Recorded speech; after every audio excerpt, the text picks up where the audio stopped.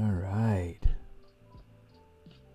Let's see about getting this thing started. All right. Okay, so the big idea is getting the whole apartment out of ZBrush into Maya. So, gonna work on getting that started. Let's see, don't necessarily have to have everything visible right now. Let's kind of do it piece by piece. Start with Kai's room. We'll just kind of move in that sort of way. And what I might do,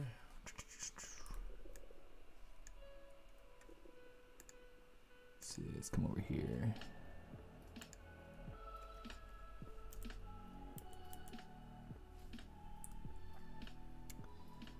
Okay. I'm going to say visible. And then, sure, we'll choose embedded maps, PNG. Okay, let's say export. Time to get going. Let's say new folder. Say from ZBrush, so that way we know that what we are getting is from ZBrush, and if there's anything missing, we know that we're not missing it necessarily from anywhere other than here. Now, there are a lot of things left to model for this environment, including things like light fixtures, lots of little props,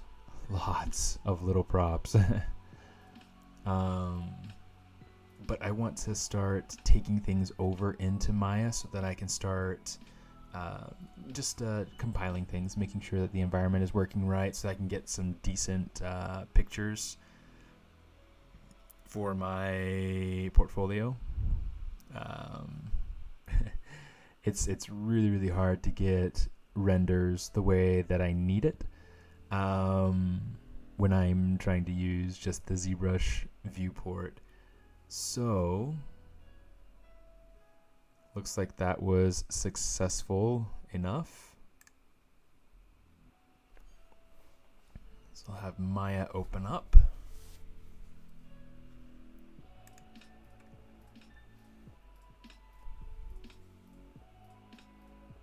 Whenever it wants to, I guess, is fine, you know. Just go ahead. There we go. There we go. I knew you could do it. I just didn't see my loading window pop up at all, so I just wasn't sure. But, you know, it came. Came at its own time. That's how it goes. Right. It's a brand new scene. In fact, let's do this. Let's go ahead and set the project if I can remember how to do that. Set project. Go over to the stairs. And we'll say set.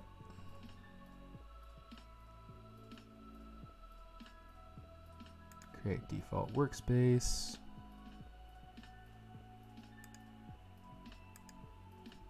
Import. Then we'll come over here to the stairs. You can see like now we've got some other folders in here that we you see workspace, mel, everything like that. So okay, what we need to do, let's go up to environments from ZBrush. It only picked the keyboard. That is so stupid. That's just stupid. And it's seriously gonna take that long to okay, there we go. I was gonna say it's gonna take that long to load in keyboard. I guess it just named the file keyboard, so really it's the whole thing. We're good. We're all right. All right, so here's what we're gonna do. I am going to take this and let's make sure that we don't see the backside of it. Let me see, render stats, double-sided, so that way we can see through it. In fact, I'll do the same thing for a lot of these pieces.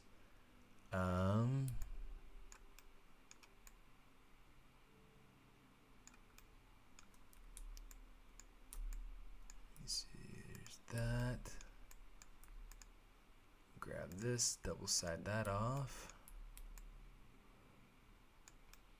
Okay, now you can see there's some of these pieces that are obviously inverted.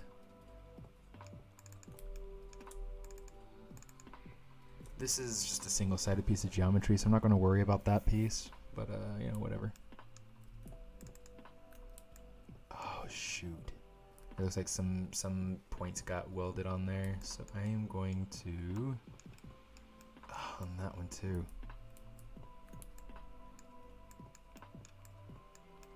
Doggone. I hate that. I hate that function. I hate it so much.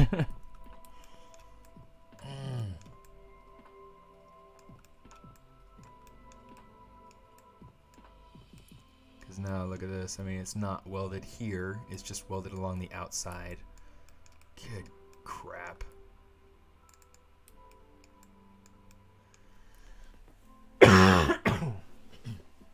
Okay. So here's what we're going to do. We're going to start pulling pieces apart. Here we go. Let's get that lava lamp. Turn double-sided off so we can see what's on the inside there. There's a lot that needs to happen with the computer.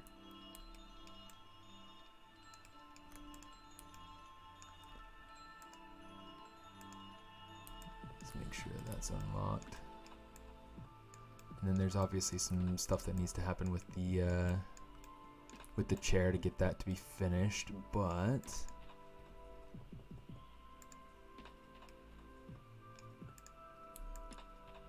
come on, you. Unlock normals. There we go.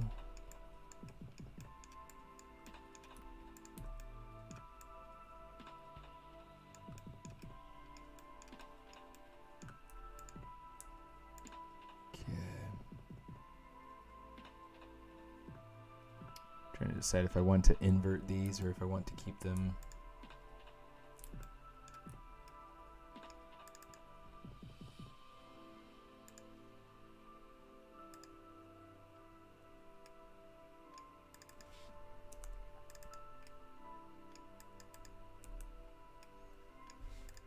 Okay, let's go ahead and grab these. Mesh display, unlock normals.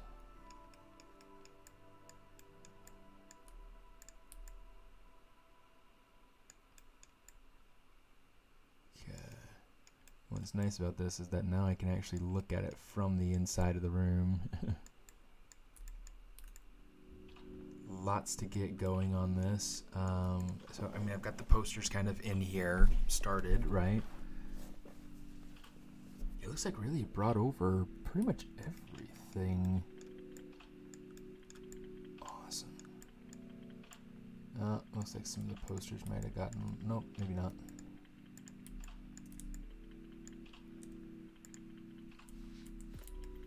Yeah, looks like it might have left out some of the posters. I wonder what happened there. Oh, I must have hidden them. That's probably what happened. Not a big deal. We'll bring them over later. Okay.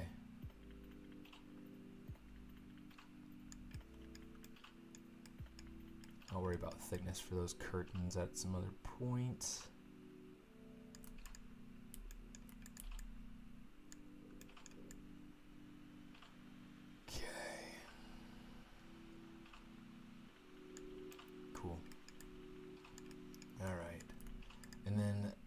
Floorboard should already have UVs because I went ahead and I developed the UVs for the floorboards before taking them over and kind of making sure it was all set inside of ZBrush so that way I could have texture sets. And you can see I've got the texture for the posters. I don't have colors coming through for the floorboards, so let's do this. I'm going to take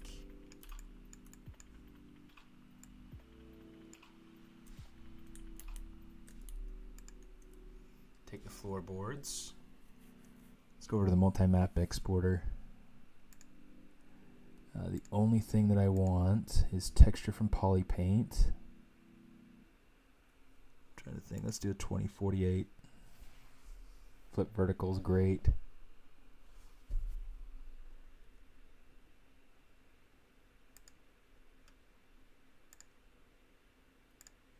Abre, cierre, abre, cierre.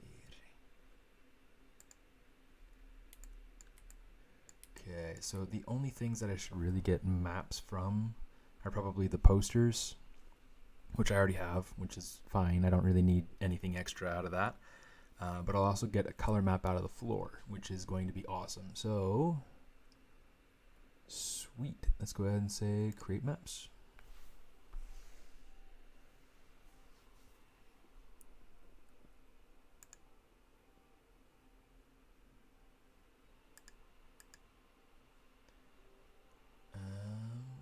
Why is it doing a PSD? Let's go over here, export options.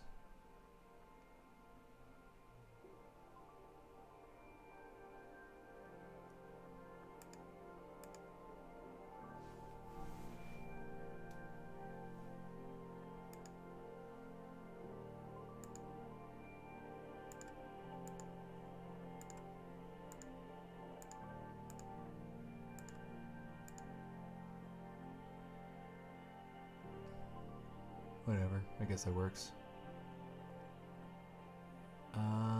Let's just say not Targa, JPEG.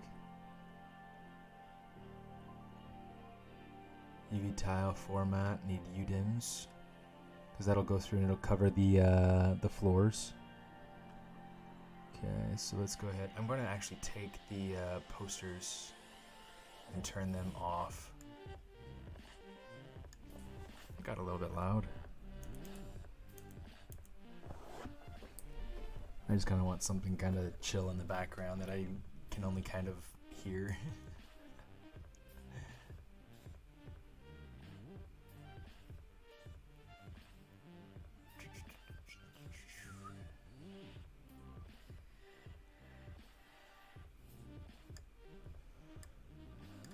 Let me see.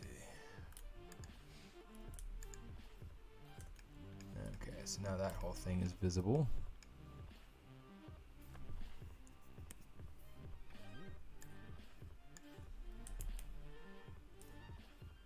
We can hide that.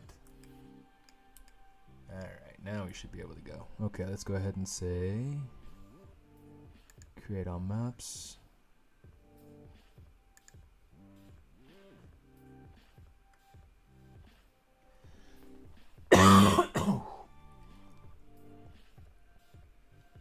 I actually wonder, I should check that folder before I go through and export a whole bunch of things.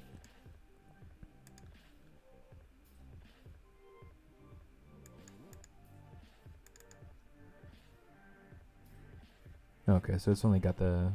Okay, that's fine. I'm going to go ahead and rename this textures. So we'll go ahead and we'll come over here and we will say save. Now there are a few things that will not save, but there are things that I could save out. So like for instance, I got the wallpaper. If I were to go through and take the wallpaper and like upres it enough to be able to support the detail in the texture, then I could export the texture from the wallpaper itself.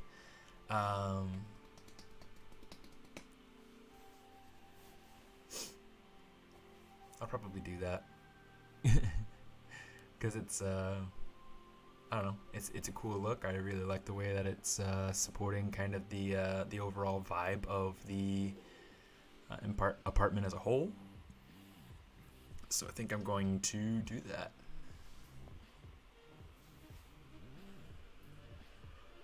A lot of these other things, just temporarily, I'll go through and I will apply base shaders. Just to be able to get kind of a just to be able to get the look quickly, since the wallpaper and the floor is really all that super needs the textures right away to get the look. I'll worry about things like the wallpaper, the other textures and whatnot eventually.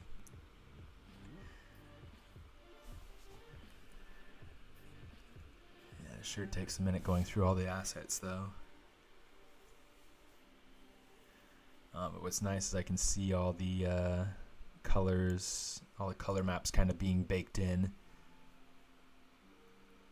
And one of the cool things is that it'll go through and it'll kind of bake out the different sections, and it'll kind of add them together. It'll compile them together, so you don't have to do anything extra. It's just kind of a one click and done sort of thing. It's pretty slick.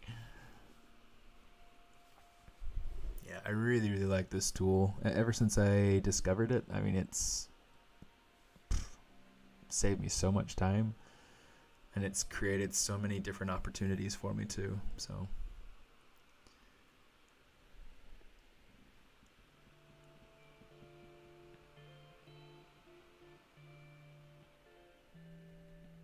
I'm not entirely sure what all the yellow and white is on that on this UDIM tile right here. Looks like everything might be done though. Yeah, all maps exported. So it took 3 minutes. Okay, let's take a look at this. See what we're dealing with here. Okay, so it looks like it's got the walls behind it. That's kind of funny. Not a big deal. I mean, that's something that we can go through and fix really easily. To have just the floorboards. In fact, let's go through and we'll fix all these floor tiles real quickly so we have nice clean textures. Yeah.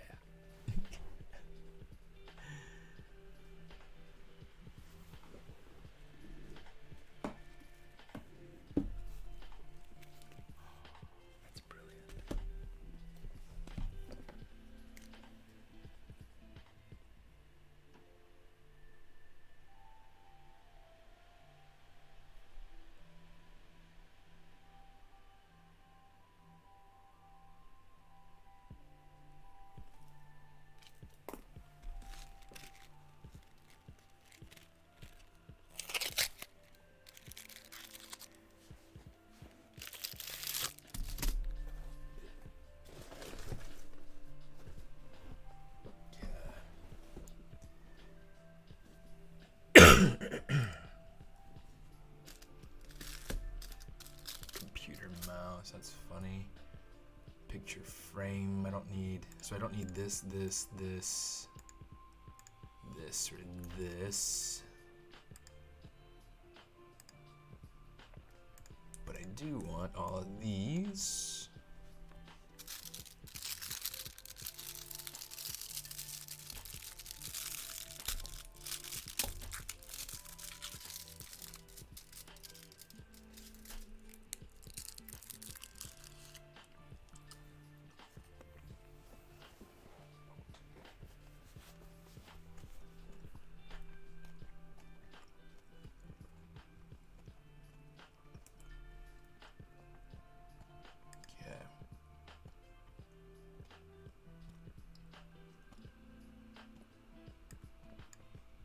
I'm going to put this up to like 32.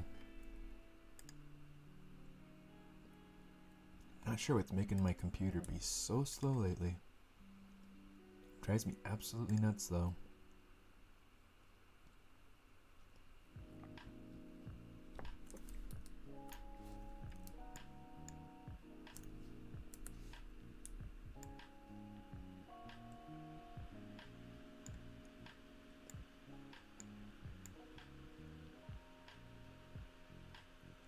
I'm just trying to select the whole border. Ah, got a little bit of a mud right there. Let's go ahead and shift select that. Okay, I think we should be good. What I'm going to do is I'm going to say select, modify, expand just by like 2 pixels. Control Shift I, Control J. Okay, turn that off. It looks like we got pretty much everything.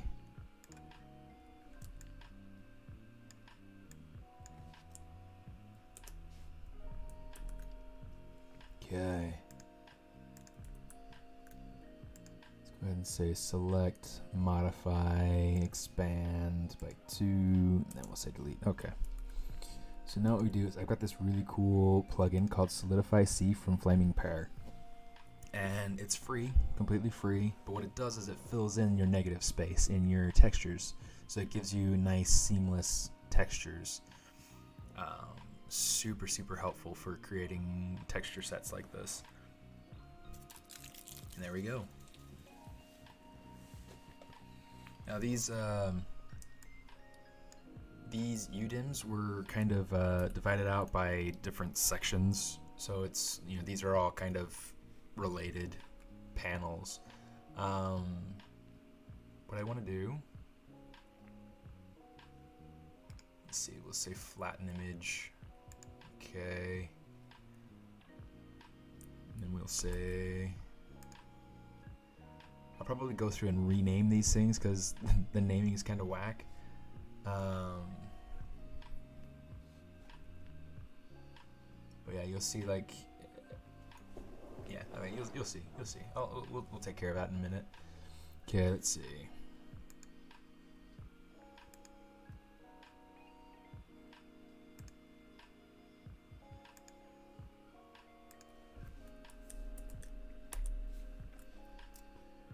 Filter, solidify C. The rest of these shouldn't be as difficult to deal with as the other ones were, or as the other one was, because the other one had those weird colors that were just being intrusive. So we'll see kind of how this goes.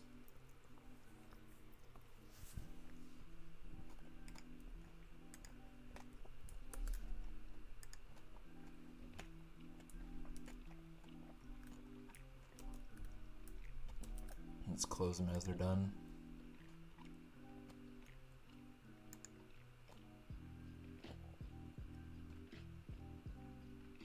Now it seems like there's something off with the actual UVs.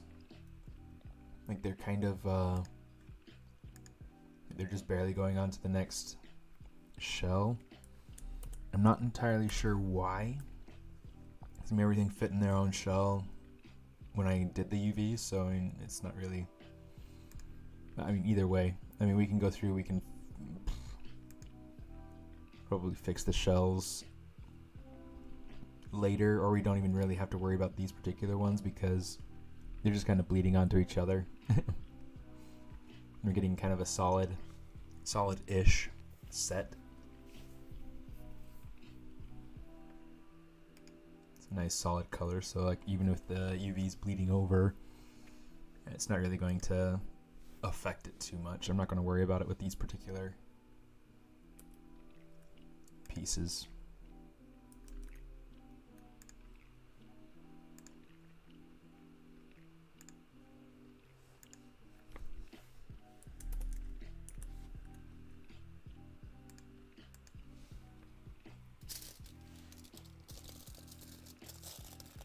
I'm just glad I'm only worrying about the about the diffuse maps right now.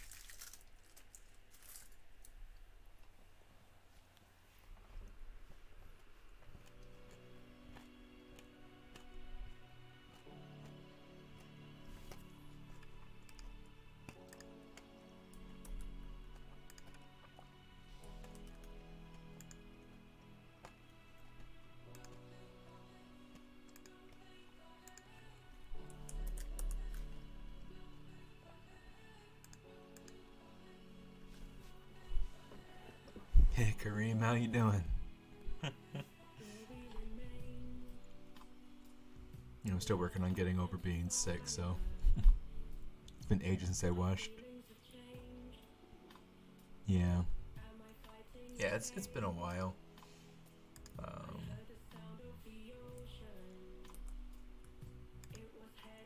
Part of it's that I've been sick over the last couple of weeks.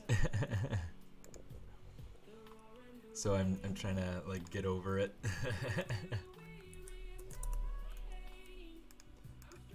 But you know, things are going pretty well. So what expand does is it expands my selection. I'll show you on this next one. But essentially what I'm doing is I'm selecting the negative space around the texture. And let's see. Let's go ahead and flatten that. Save. Close it. Okay, so what I'm doing is I'm selecting the negative space behind it. I'm going over to select, modify, expand, and hitting OK to be able to get just a couple of pixels more into the texture. I'm going to go Control-Shift-I to invert my selection, and then Control-J to just duplicate that colored section, the actual texture.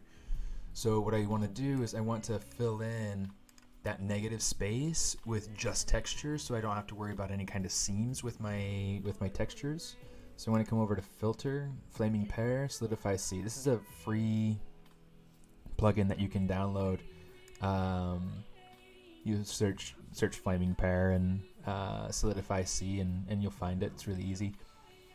Yeah, it's a stellar plugin.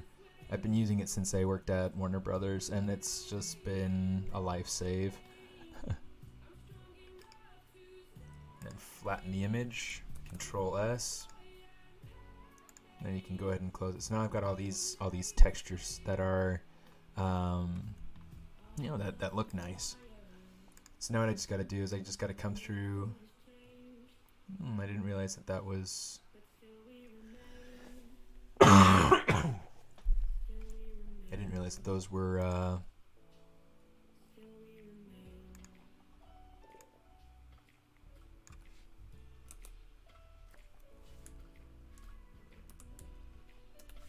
Let's go ahead and floorboards. D. Control copy.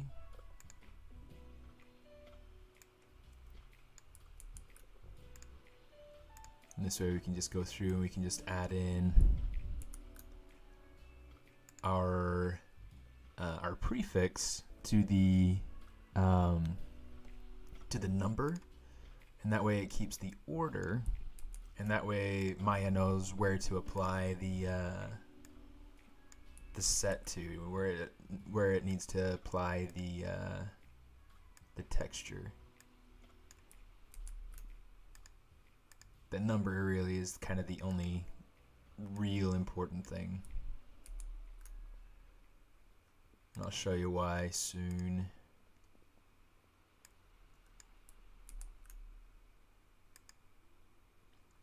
There we go. So now we got 1 through 8.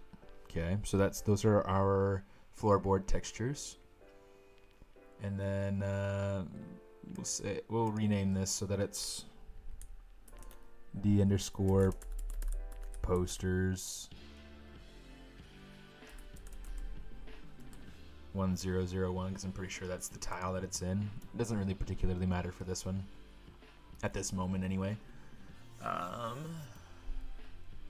Yeah, so now we've got that. Okay, cool. So now what we're going to do is come over here. I'm going to grab, let's turn that off, I don't need that. Let's see, cool.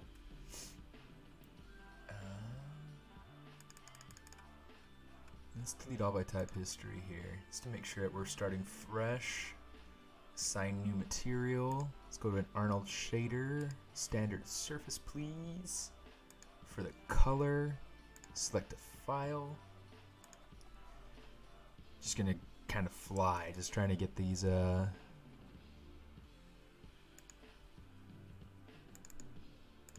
ZBrush textures. We're gonna grab the first one, say OK, so you can see that's applying it which is great.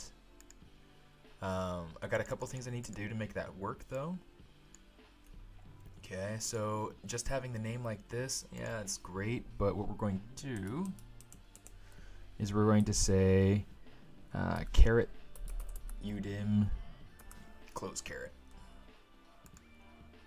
Then we'll say UV tiling mode, udim and Mari, and then we'll bring back the texture in a minute once we're ready for it. I'm gonna go to the preset. Actually, let's rename this. We'll call this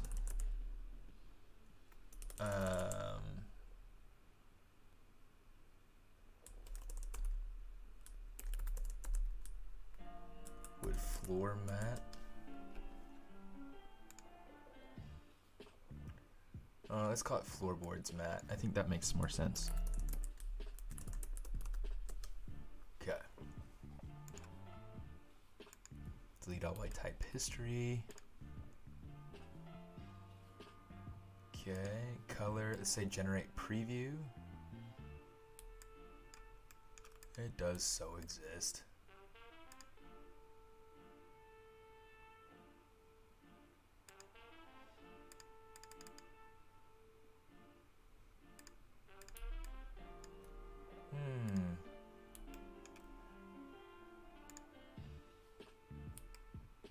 It's got at least 3 there. Maybe I just need to bring in the other ones first. We'll bring in the other boards, and then we'll hopefully be able to have all the things read the way that they should. Okay, I want to go ahead and save this so that we can have this as a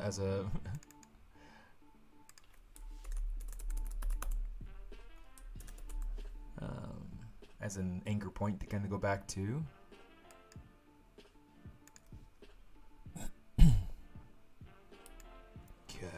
Cool. Alright. So first thing I'm gonna do, I'm gonna come over here. Let's grab our outlets. 'Cause I have too many of them right now.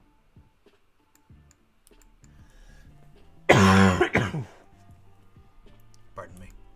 Alright.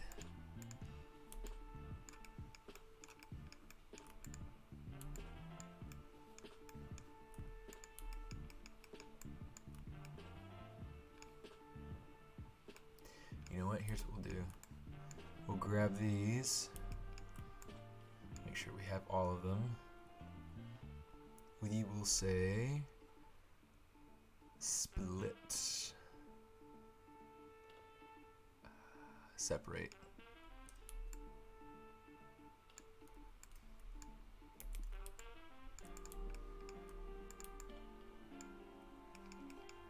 And then we'll kind of organize these by room. So for instance, these are the kitchen, these are in the kitchen.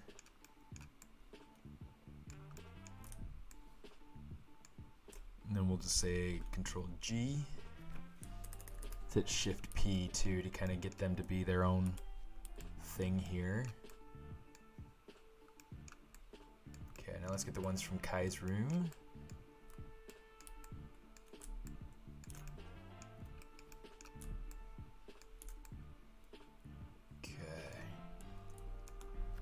Control G, Shift P. Let's go ahead and hide those. Okay, and let's grab the rest. Okay. Cool. Let's say delete all by type history. Let's optimize our scene.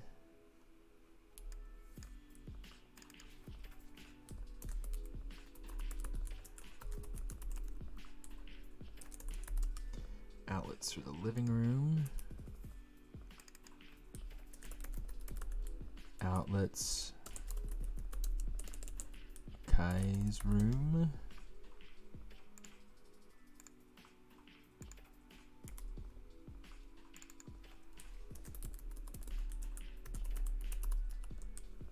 There we go. That way we just know what it is that we're looking at. Super easy to keep track of that way.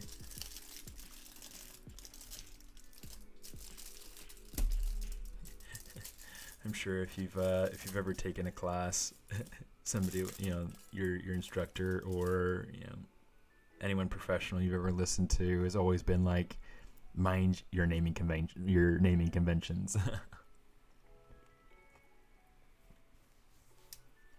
Super important.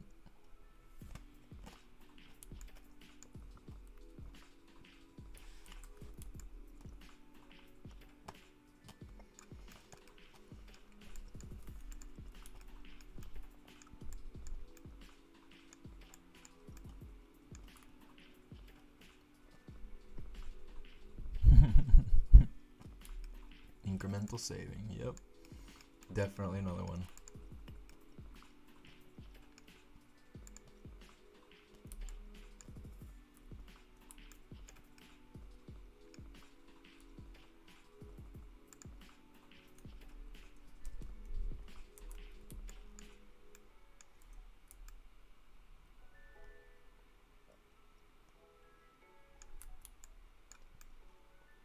It got a little bit thin in there.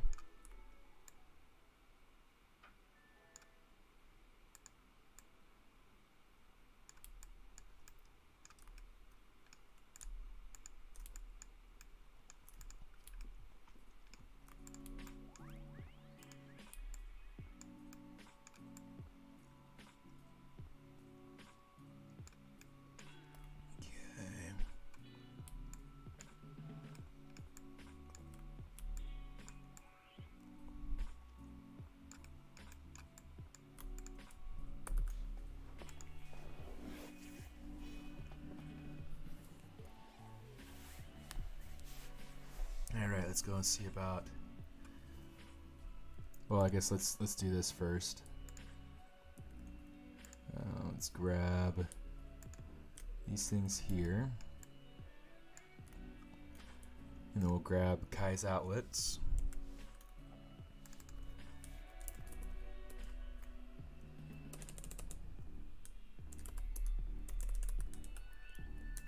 We'll say bedroom Kai.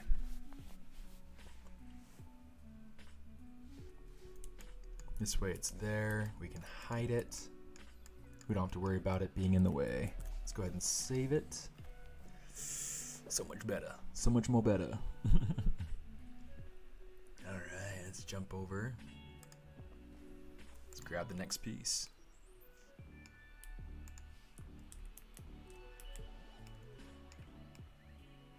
I'm curious. Okay, well, so there are a couple of things, like these rugs. These rugs are not going to go over into Maya with the bump texture unless I were to create like a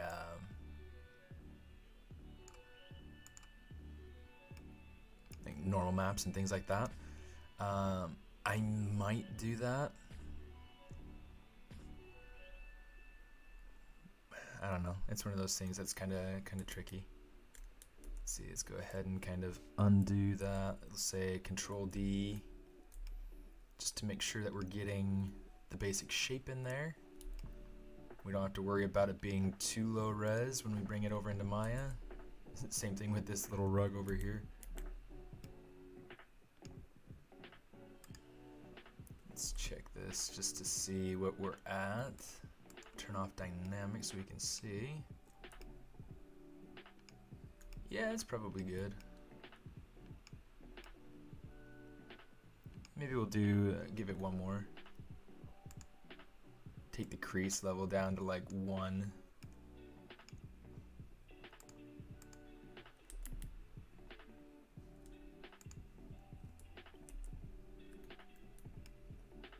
There we go. Gives it a little bit better of a shape. Yeah, transferring to Maya for rendering, for all sorts of little things. Eventually it needs to make its way over there anyway. I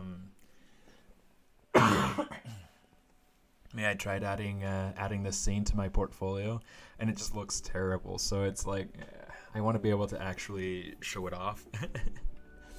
And so, yeah, in order to do that, I'm going to have to do some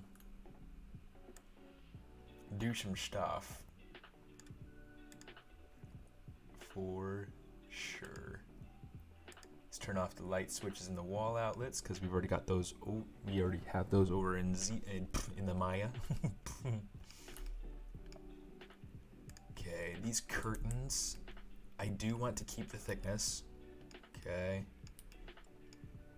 Super basic, but they work. Okay. These are currently like dynamic thickness, so I just need to turn on thickness. Let's hit apply.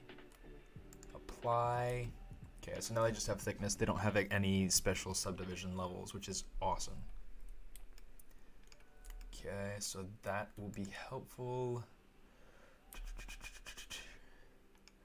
I have the wallpaper kind of started, but I mean, there's a lot left to really do to get this to work right.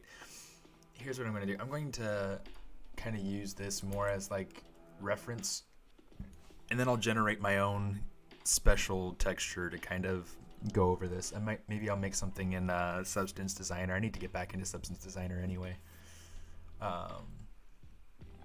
But yeah, then I'll go ahead and I'll just do like redo UVs over inside of Maya, make it pretty.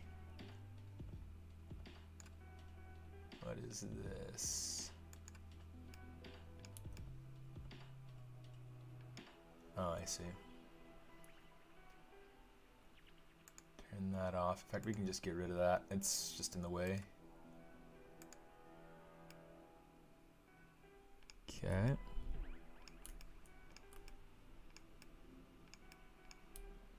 Let's check out this rug. That looks like it's really, really low poly.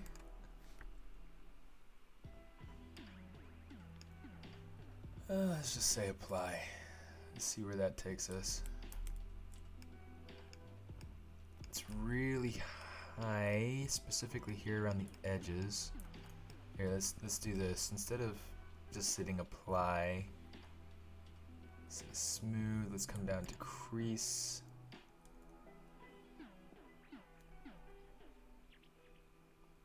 Okay.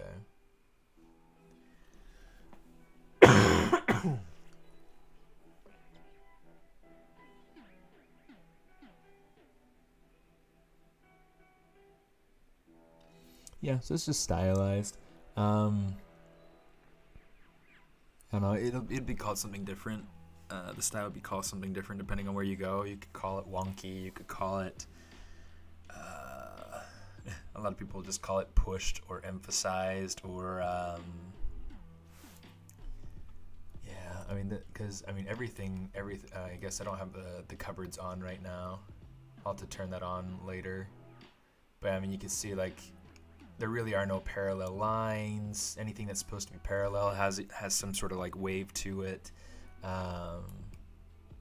fact, some of these places have gotten a little bit buried, but it's going to be a lot easier to get in and modify those things inside of Maya. So I'm going to go ahead. Let's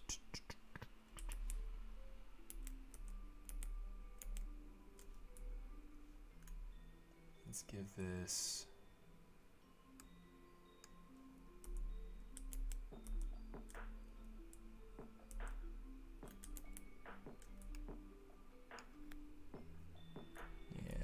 let's call that good for right now. I think this is just kind of a stand-in anyway, so it's not really a huge deal to me.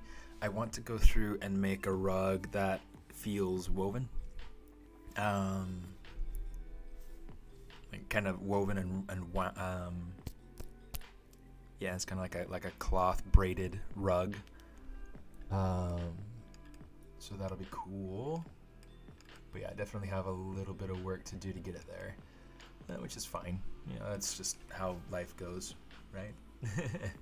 So let's do this. Okay, we got this. I think this will work just fine. I'm going to go ahead and say FBX export.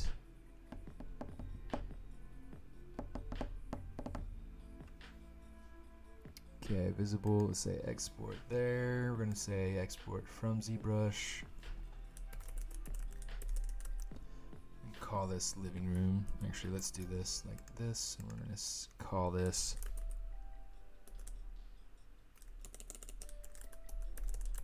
bedroom, Kai, living room, and then we'll let that export.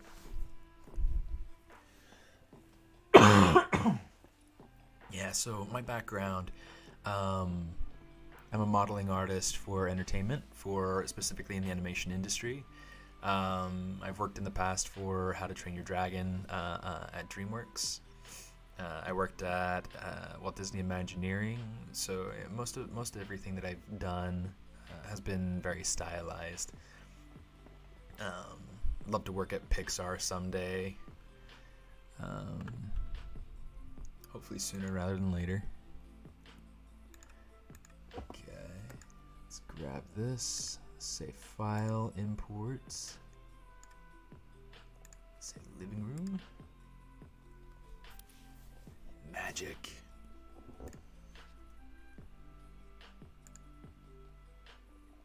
Okay, what do I need to do? I need to turn off double-sided. It's kind of nice, at least, that it brought in some color. That's kind of cool. Yeah, it's on How to Train Your Dragon 3, so it was really exciting. It was actually my first feature film that I worked on. I worked on a lot of stuff for, like, television. I worked on Hogwarts Legacy at Warner Brothers Games, and that was fun. Sign existing material. Let me see. Floorboards. I'm not going to be able to find it, I don't think. Let's come over here and do it like this. But yeah, a lot of fun. So, yeah, a little bit of a background on kind of things that I've gotten to do and that I've gotten to work on. It's really neat. See, I already have those floorboards selected, which is great.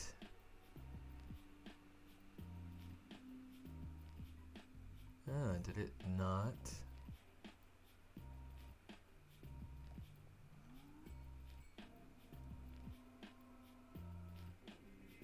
Floorboards, Matt. There we go.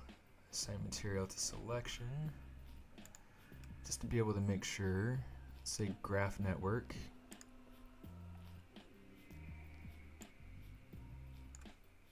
Let's generate preview.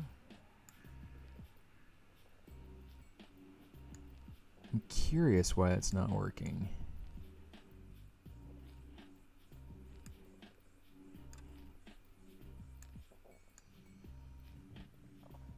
Let me see.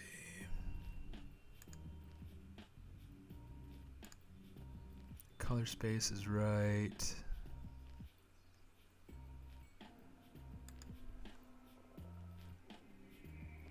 D floorboards.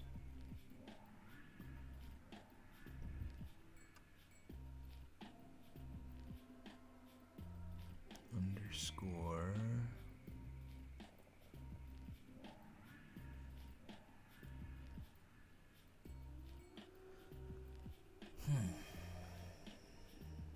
Zero zero 1 0 0 2 3 4 5 6 7 8.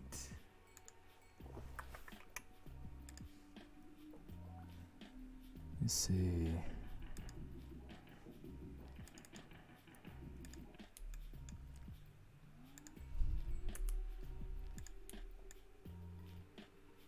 So we've got the bedroom, and we've got the kitchen, and we've got the living room back there. We've got all the floorboards here.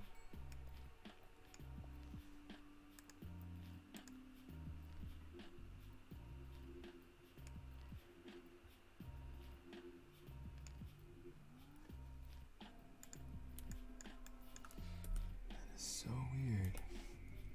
Huh.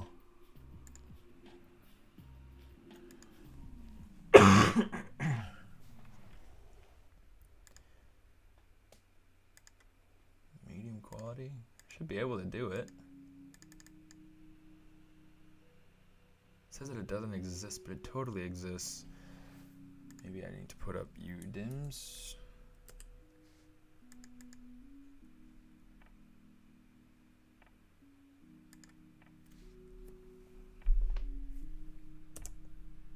Am I doing something wrong?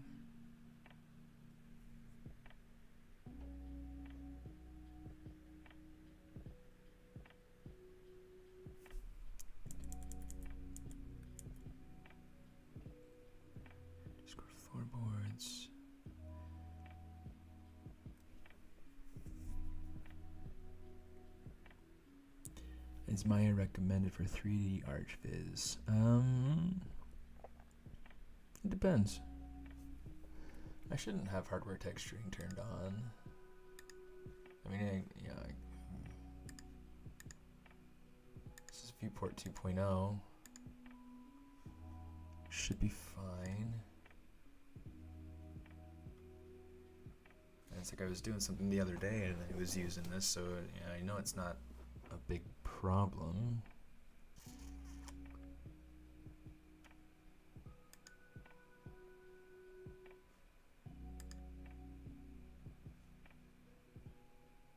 It says it doesn't exist. Huh. Yeah, let's do this.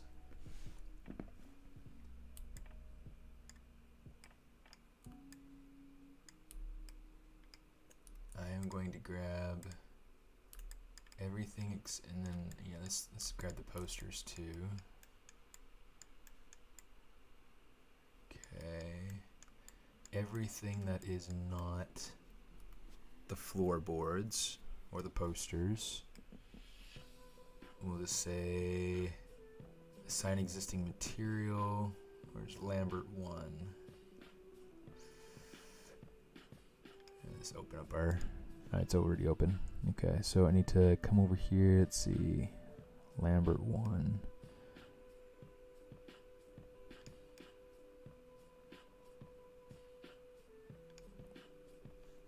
Okay. So now we got that. Delete unused nodes. Just trying to clean house so that I've got kind of a cleaner bit to work with. You know what? I know what the problem is. Or at least I hope I know. Okay, so here's this. Great. There we go. That's stupid. Okay. One of the things that I will likely go ahead and do, I'm trying to figure out if I want to do it here, if I want to do it inside of ZBrush. Let's do it inside of ZBrush because then it'll let me kind of keep the shapes that we're going to have and need. Let's go ahead and delete the wall pieces here.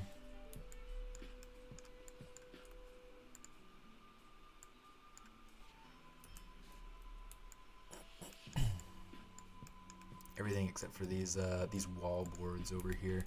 The wall boards are really just kind of a repeat of the floorboards, but I'm not going to worry about textures for those quite yet. In fact, we'll probably go ahead and do something similar to the wall boards that we did with the floorboards, and then bring them back in eventually. Cool. Okay. So just kind of start over with that. Save it so that we're not going to lose it.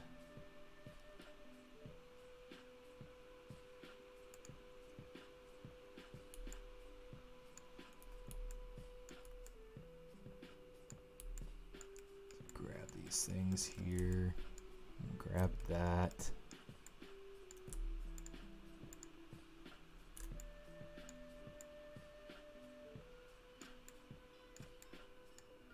Okay, and then we'll say, let's group it.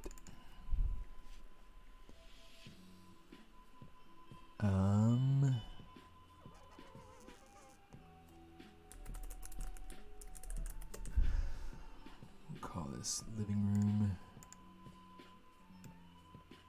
Drag that in there. Okay, I don't want that one. I do want this, this, this. I don't think I have any hinges yet, do I? Yes, I do. Okay.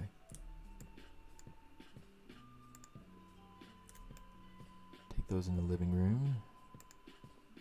And then we'll take the outlets living room. Put those in there.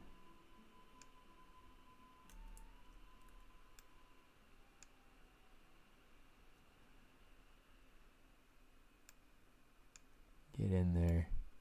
Get in there. What is it doing? Okay, whatever. I'll just leave it for now. Not a big deal. Put those in there.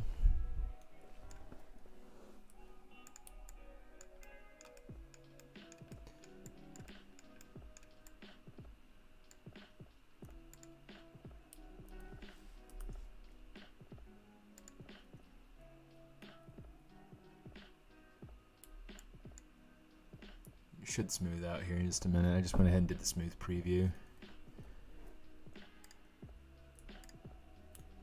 Now it's going to be quite a bit heavier for it to manage to look at that all the time, so I'm just going to leave it.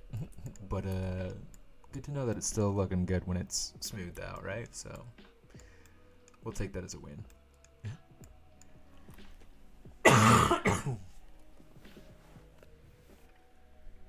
you know what?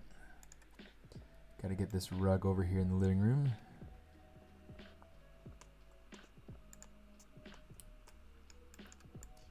Okay. Now let's go ahead and worry about getting that kitchen brought over and put together. And actually, we gotta worry about getting the walls smoothed out. So here's what I'm gonna do.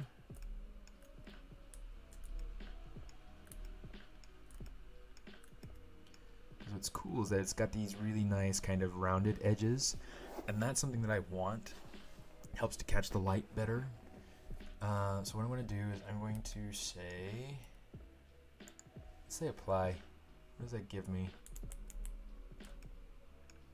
Super dense. Okay, so what I might do, I'll just model it by hand. I'll just do it by hand. I think that that'll be better. Okay, so let's say export selected.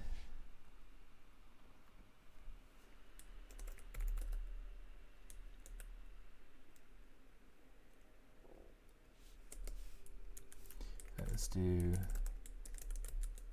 living room underscore walls. File exported, much obliged. The nice thing about working with like super low resolution meshes is that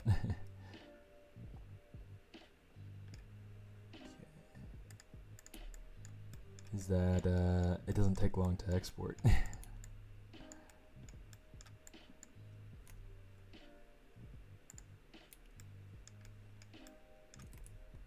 just going to add in some support edges.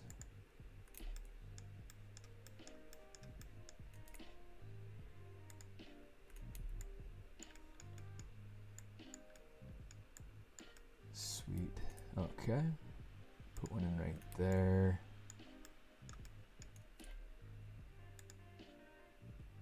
One right there, one right there. That way we only have to worry about added resolution where we need it.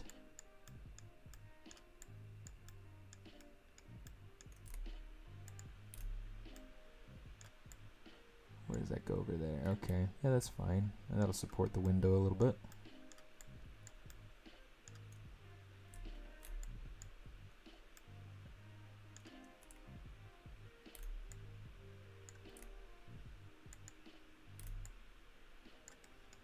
That edge isn't going to be seen, but it's still helpful to hold the shape.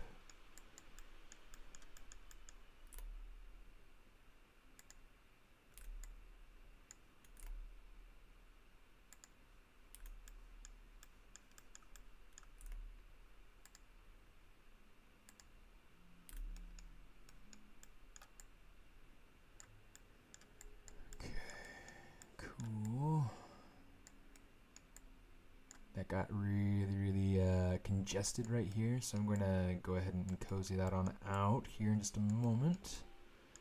I do have some things I want to kind of check on first. And let's just solo this out so we can see just this first for a little bit.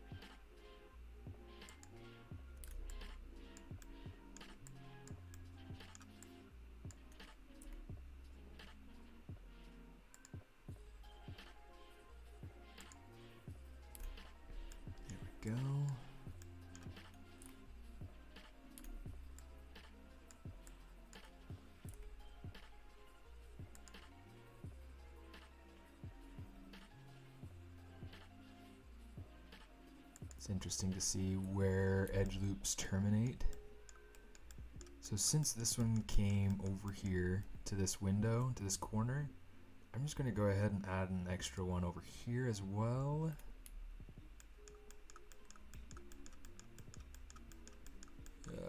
Too slow.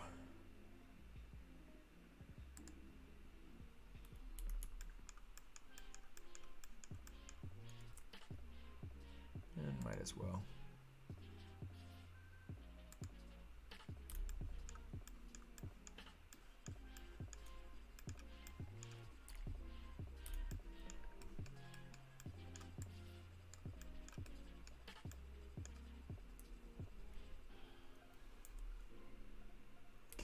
We'll work on cozying those edges out here in just a moment. In fact, here's what we'll do is we'll take this, let's invert it so we can just work on it from the outside. Whoa, come on. Unlock normals. This way we can see a lot better what it is that we're working on.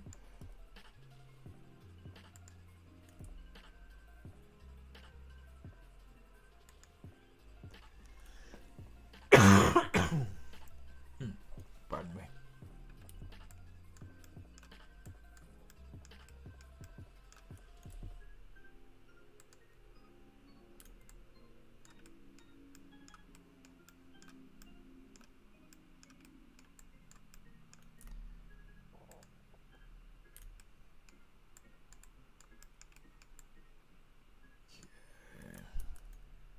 Go ahead and save that. Whoa.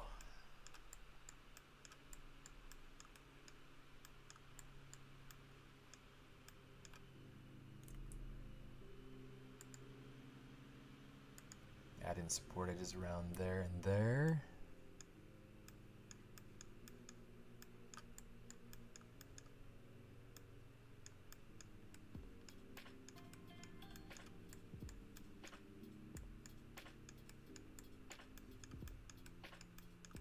Let's see.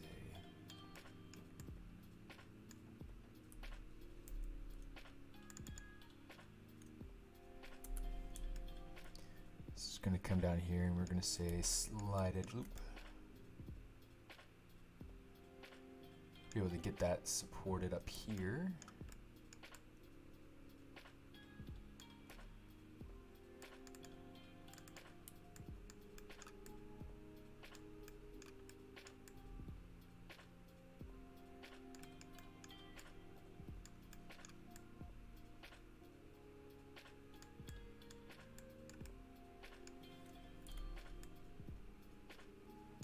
Just want to make sure that I am properly supported over here, so we're going to deselect those edges. And then the rest of these, we're just going to bring them down. And that'll create a support edge going along the top of that ridge.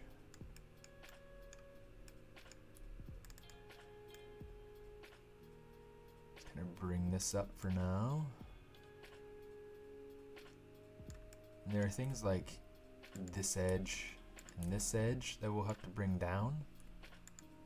Right here, let's go ahead and ease that out. What's nice is that it kind of snaps more or less into that. I guess it didn't really snap that time. It snapped the other time though. Into that position. And what's cool? Let's see if we can check that. Yeah. So you got snapping here. So you have one snapping point.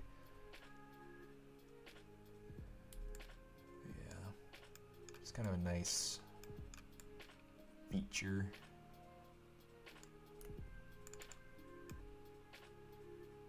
Kind of cozy that, push that out.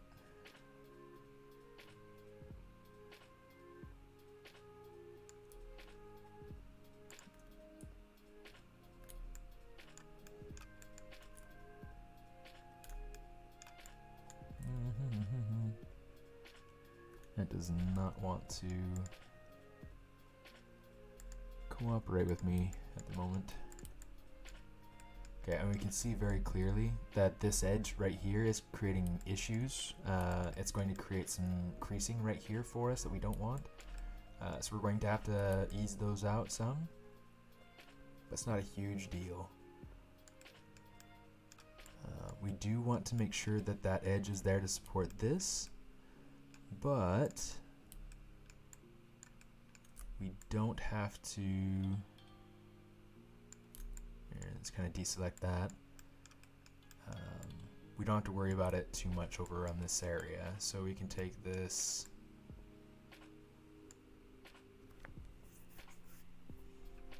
Yeah, something up to about right there.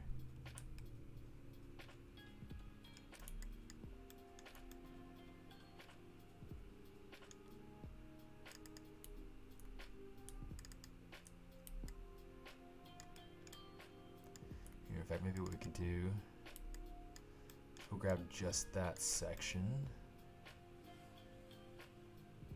kind of ease that out a little bit. And you see we're starting to get some squares in here. Let's see if we can use that to our advantage. Let's see where else we can push for squares.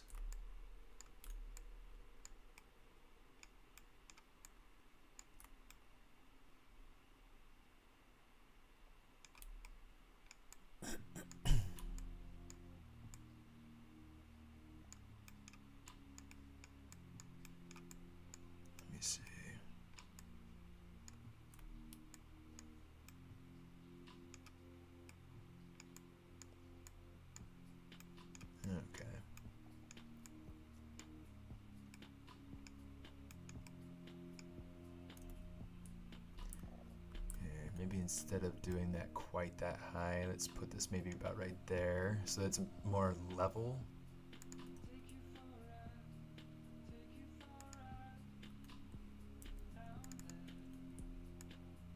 We'll grab this.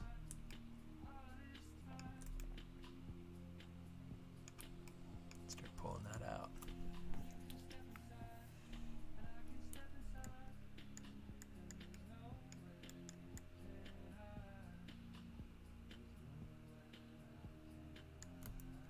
I'm going to put in an extra edge loop. Come on, you. About right there. Just that way we're getting, you know, square-ish down here. Then we can take what's down here.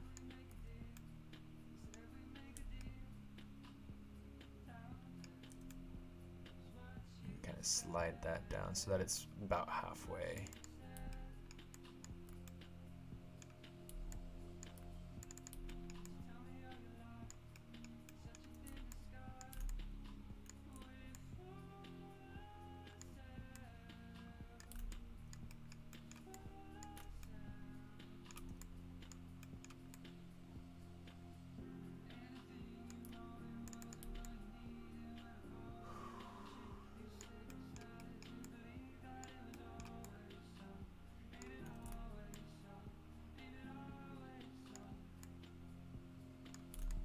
Some of these areas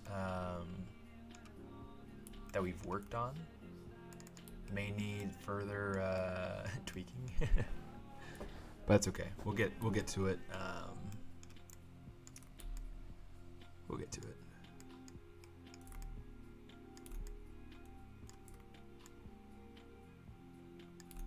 We're going to have to use some different tools and tricks to be able to get some of these other areas tweaked.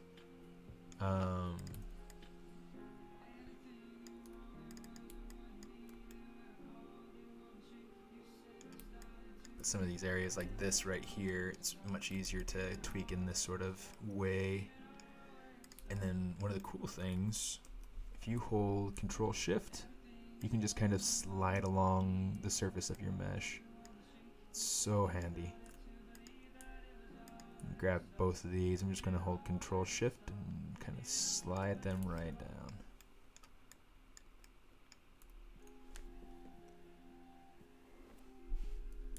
Let's see if we can figure out about how far we want to slide them down. Yeah, you can grab in the middle, wherever you want to grab it. Makes it really, really nice. That was one of those tricks that I super freaked out about. Thought it was so cool when I first discovered it. I still think it's super cool, but it's a little less exciting as you've used it a little while, you know. Whatever.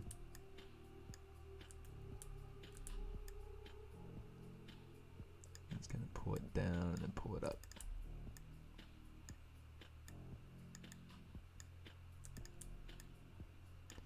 Yeah, it's much nicer than going through and trying to do like live surface action and all that, you know. Whatever.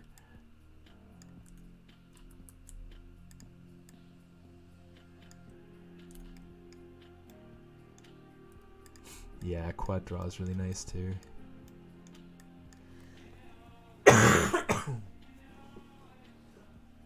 Definitely has some functions to it that I could not live without. Yeah,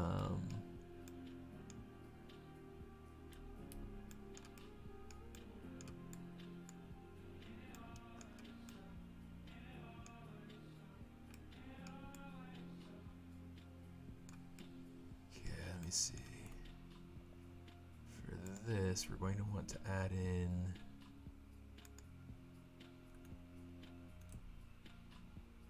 and I think what I might do, I might actually consolidate some edges down in here, because something that I do need. Oh, come on. Ay, ay, ay, ay. You happy now? You got the edge where you wanted it. There we go. Okay.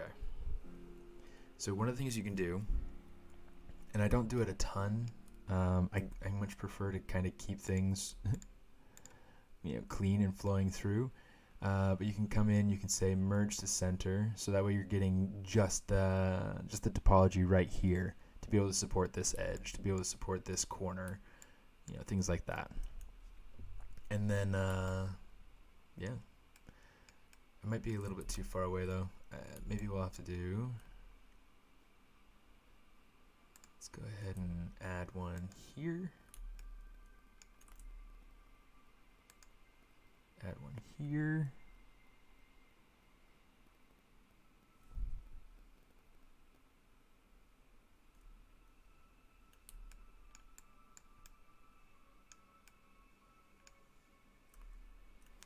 Yeah, let's do this. I kind of want to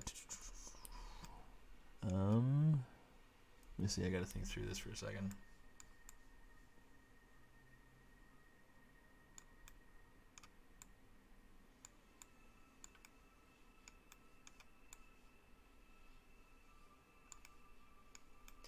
We'll work on these other areas over here first. Merge to center. And then the rest of this, you should be able to just say, oh, maybe just this one. For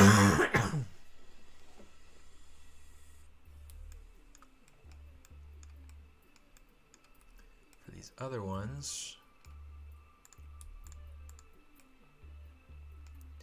merge to center.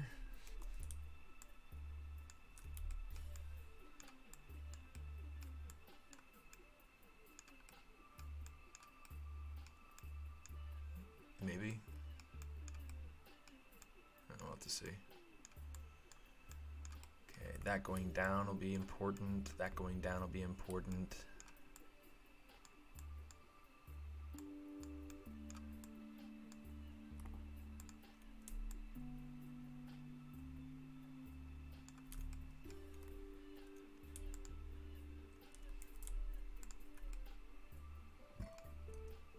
Merge the center. Let's get that, delete edge.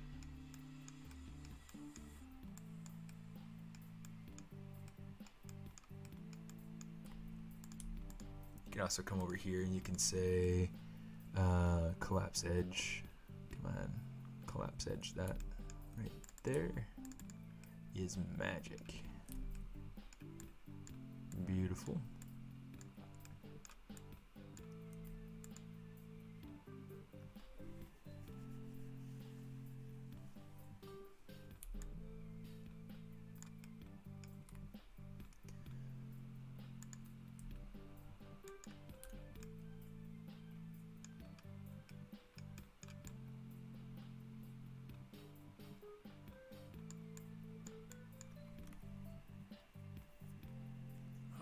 So tired.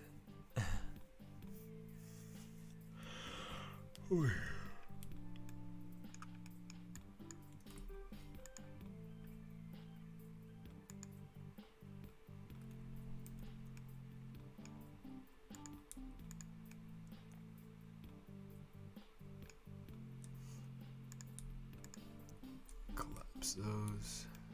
Collapse those. The other thing you could do is, if you wanted to, you could just click, shift, double click, and then you can just hit repeat on that, since it's just the same collapse edge function that you performed previously.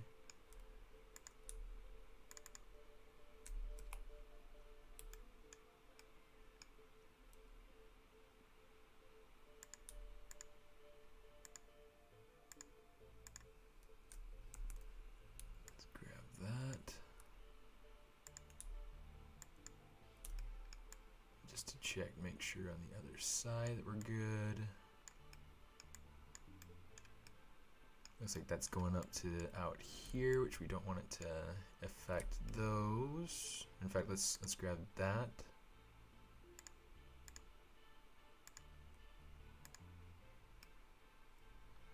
And we will say, actually I think collapse was the last thing that we did, so let's just do that.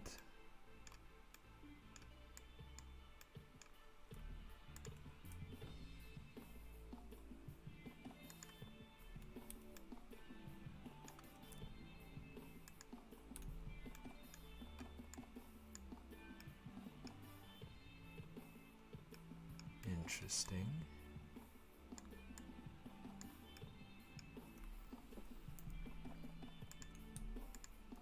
Not entirely sure.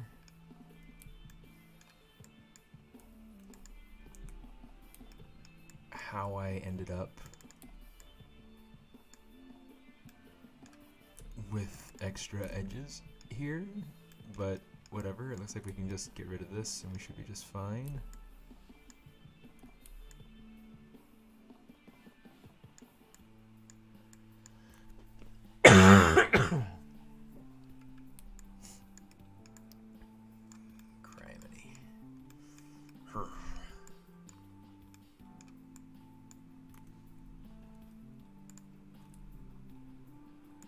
That edge loop in there.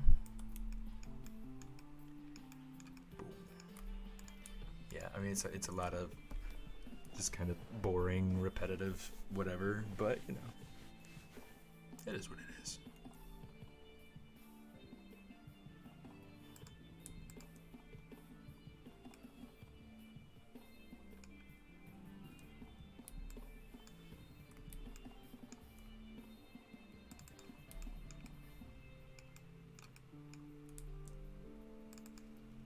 It does have to be done.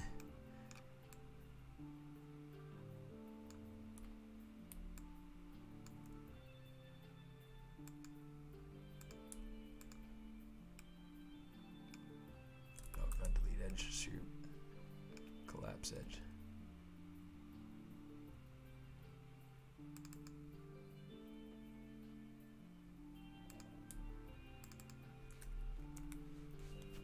Collapse that down.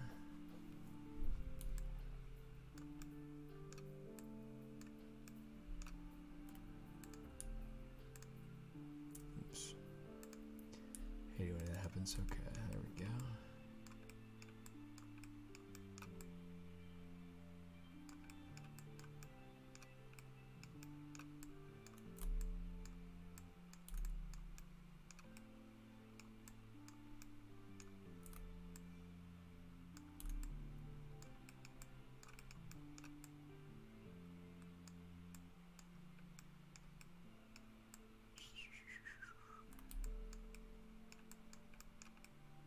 let's go ahead and let's get that one merged together. And then where does that lead to? Leads around to the other side. Same thing. Let's go ahead. Let's do that and that. That and that. We'll collapse those down.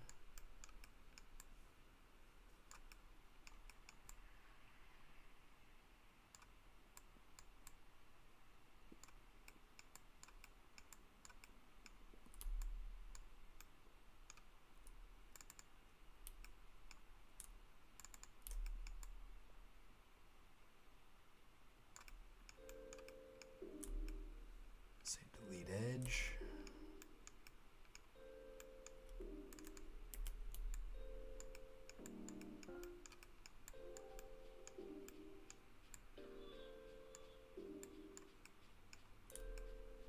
Delete edge.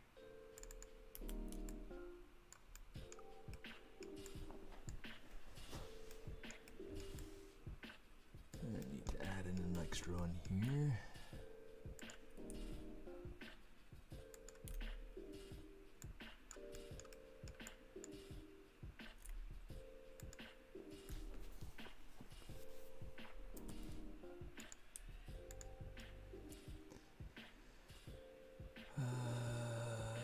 Collapse edge. I was like, what am I trying to do here? Dang it. Hate it when that happens. You know?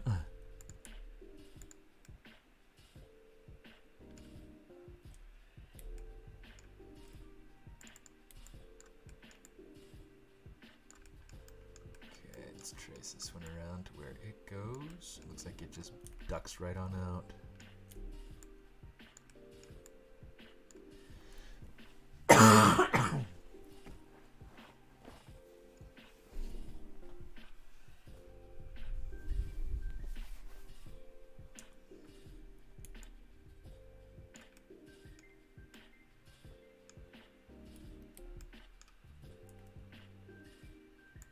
Let's get rid of this one that's far out there.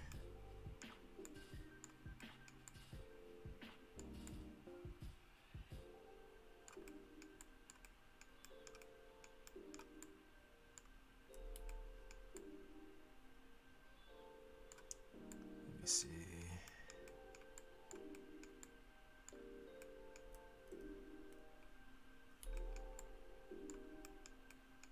This one is joined. I don't think I want it to be joined right now, though. It is kind of, I can't really like add the edge loop back in because otherwise it's going to totally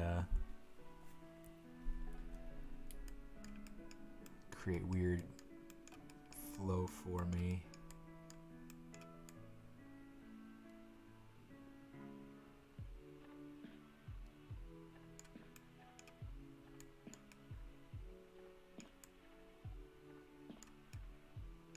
Okay, here's what I'm going to do.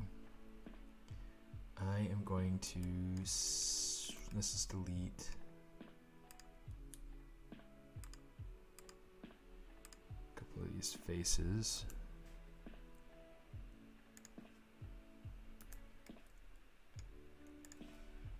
Grab the vertex, slide that over.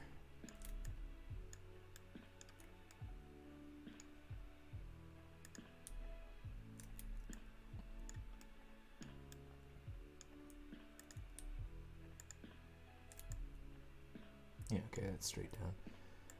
Oh, not duplicate. Shoot. No, don't do stuff. Don't do stuff. Okay. Extrude.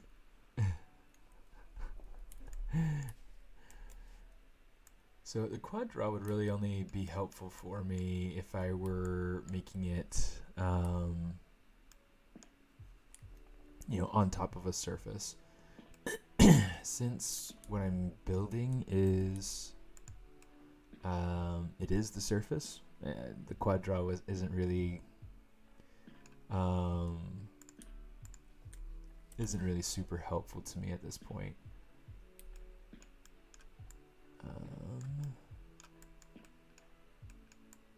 Okay, so that's gonna go around. It's gonna go over the door, which be great because that'll be helpful. And then it looks like that'll probably die into the, no, I guess that'll go over the windows. That's nice. Okay. Yeah, we'll take it. Let's play with it. Let's see what we get.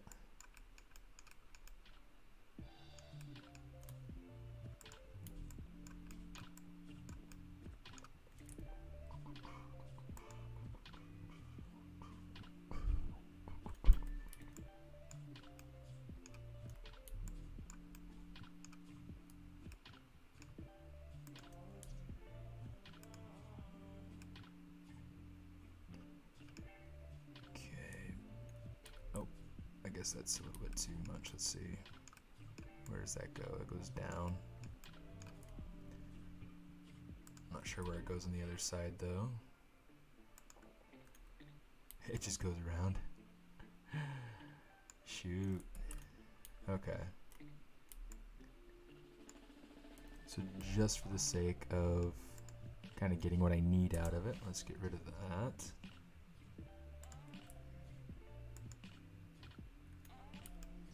It's like I just need to be able to kind of reconstruct this corner over here.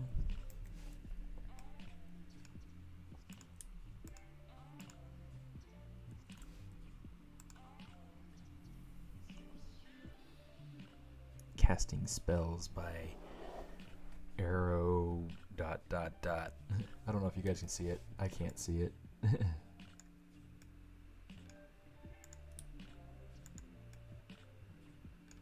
Merge those to the center. Oops, not that one. Let's get those two. Okay, so now let's merge those so we can get that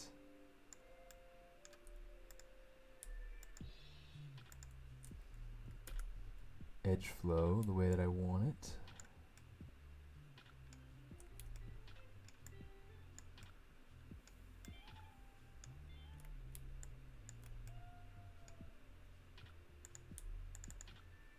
Grab those, collapse, grab that, say bridge,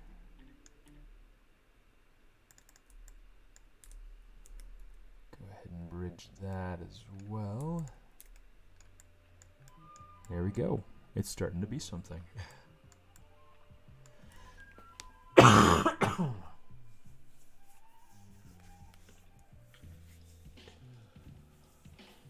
Ay, caramba.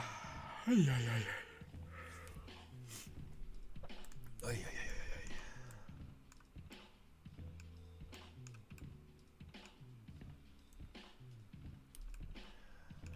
J'ai mal à la tête.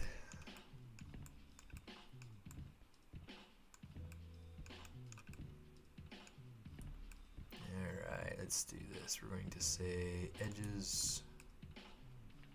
Collapse those down.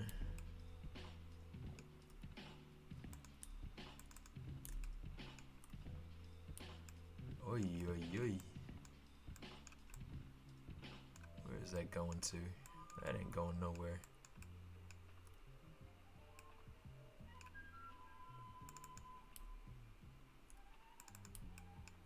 A ver.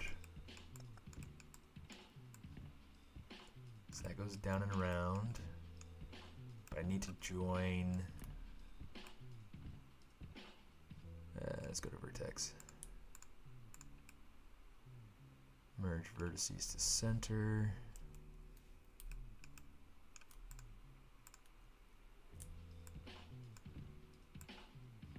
Just kind of pull that around. Now I should be able to take this, delete that extra edge.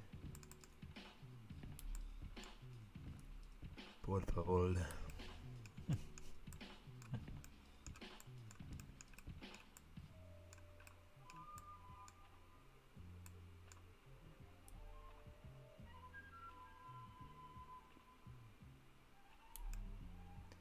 What do we have up here? Let's see.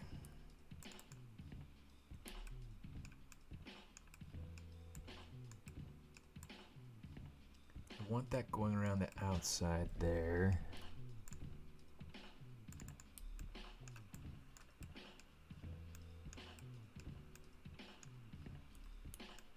Good grief. What mess did I get myself into?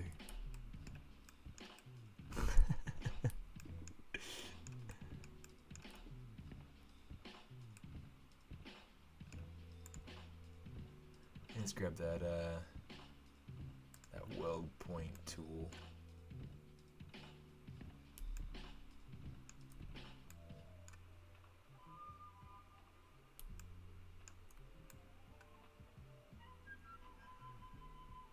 You know, it's going too slow. Let's grab that.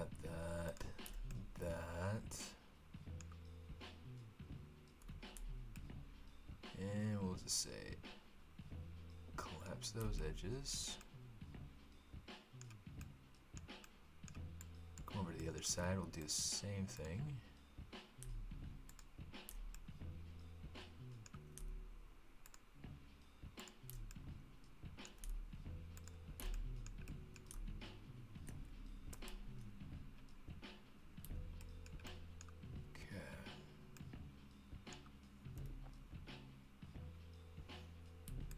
So now we got a cleaner flow happening here. This needs to be a little bit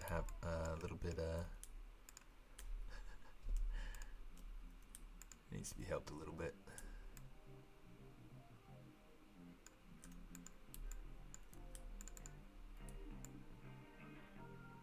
Pull that up. Polygon stew, yeah, kind of. That's kind of what it turned into.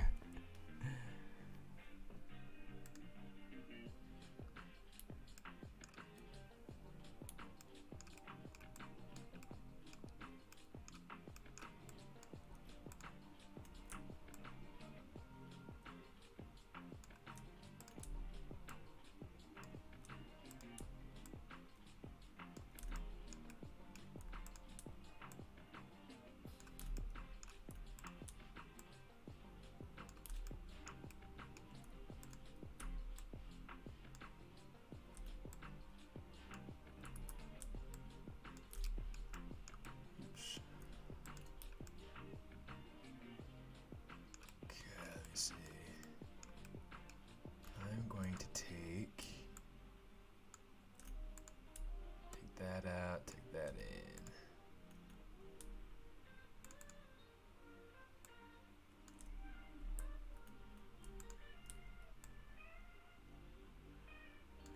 Let's bring that up.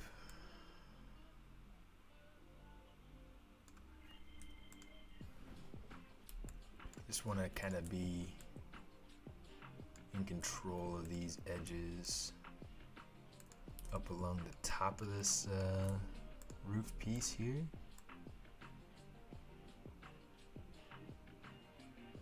Chapways.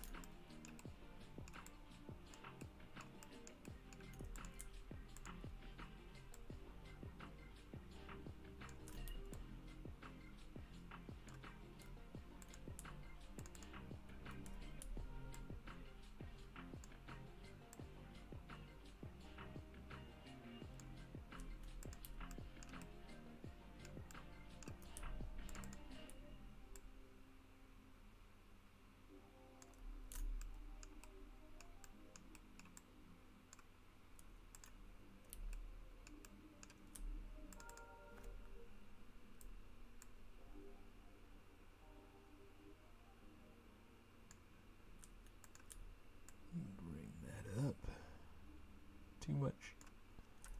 All right.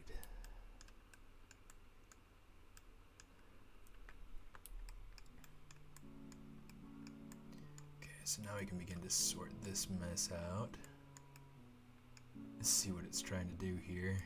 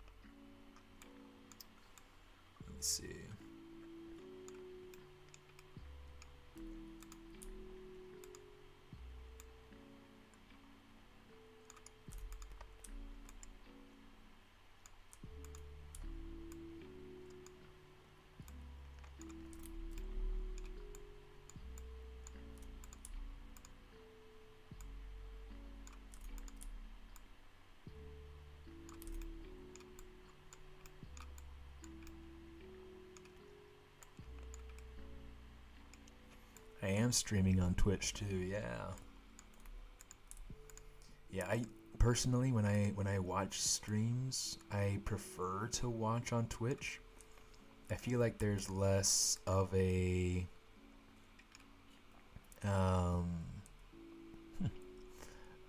less of a timing difference. So it's just much nicer to tune into.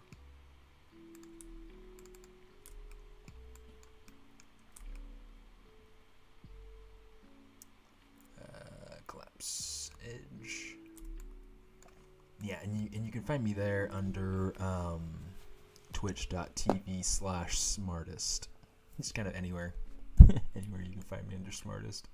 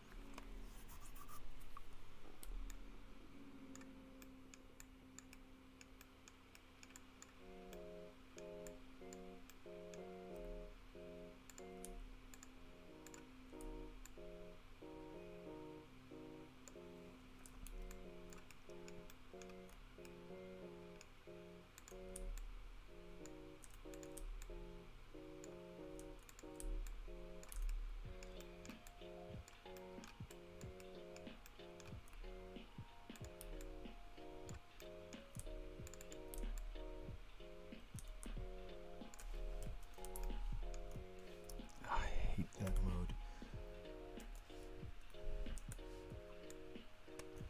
It's like this, I don't know, it calls it walk mode. But it's not, it's never been helpful to me. It's something that I think I first discovered back when I was at DreamWorks. And it took me forever to figure out what had happened and why I couldn't navigate the way I needed to be able to, you know?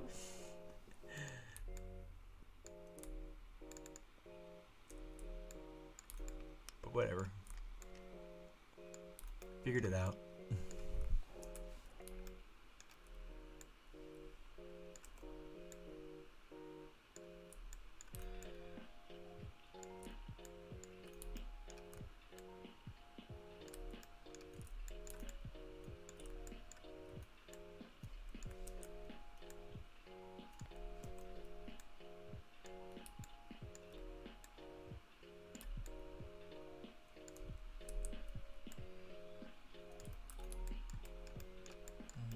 Something's kind of buggy right here.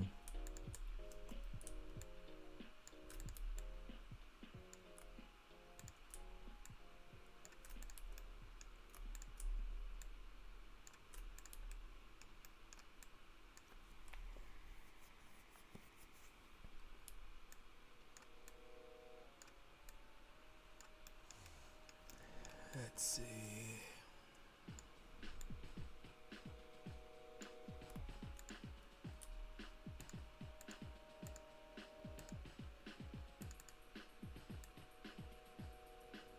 Just so we can see kind of what's going on.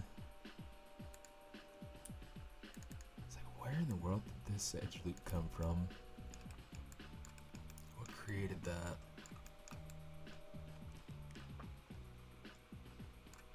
Okay, so really that's going around. It looks like it might have come like ando trabajando en Maya. En mi casa, pues. No, estoy tratando construir un apartamento digital, pues, para un cortometraje personal que voy haciendo, pues.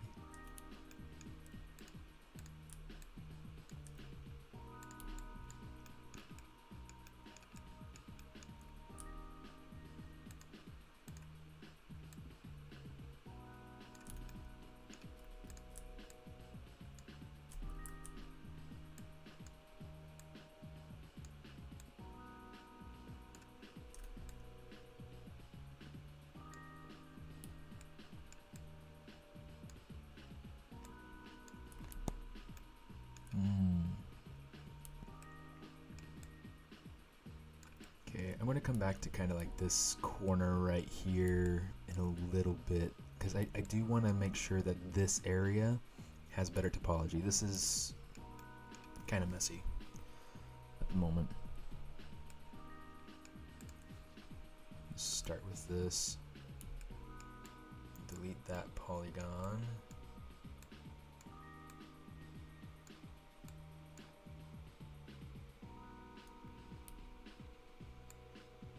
Yeah, I just need to kind of change my orientation on some of these. Because there are a couple of these points where I feel like I'd rather have the edge flow kind of just go up and over.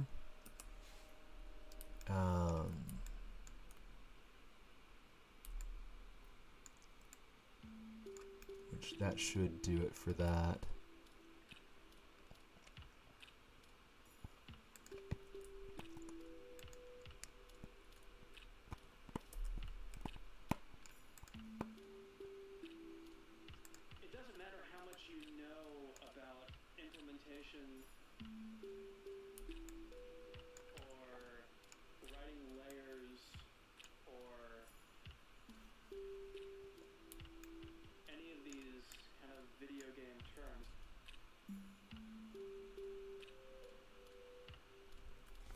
No. Pues el cortometraje me va a demorar harto tiempo, pues que lo estoy haciendo en mi tiempo libre y pues hay varias razones en que me va a demorar. Una de las cosas que me va a costar un poquito es que mi computadora solo aguanta como un poquito de no aguanta los polis como quisiera, y encima preparar de textura y todo eso le cuesta muchísimo.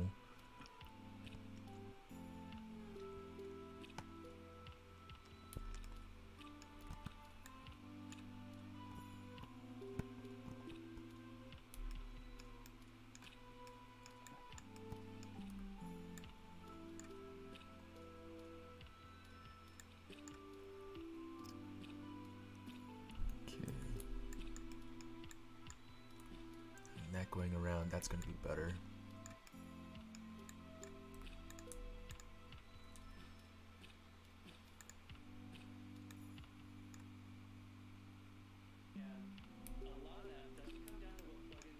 It's weird having the voices in the background of the music. I don't like that. Skip that song.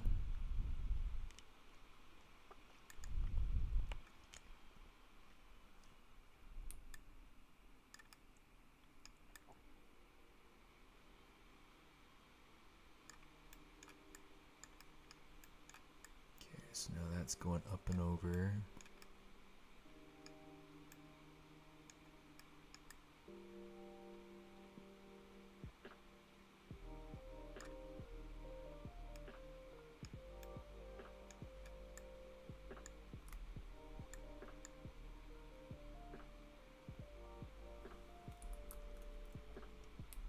Let me see, what did I do to this side? I've got...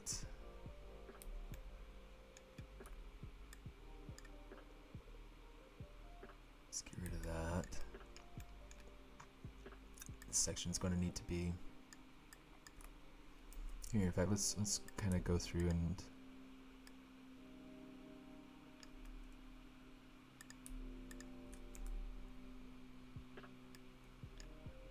Let's grab some of these edges.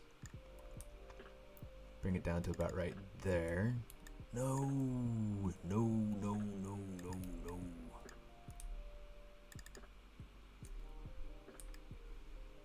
Collapse edge.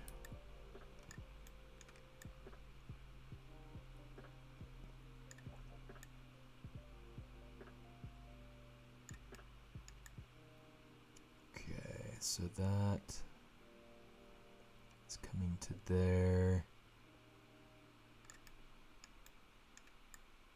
For the moment,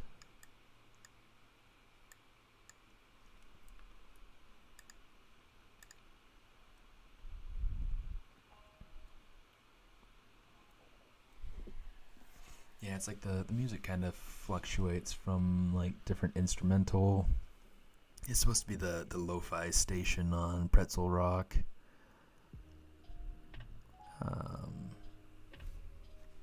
I learned Spanish in Chile, and my in-laws are Nicaraguan. They're from Nicaragua.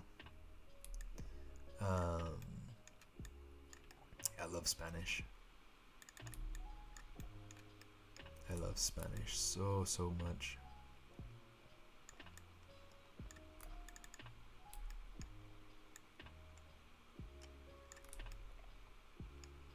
Get rid of that edge loop right there.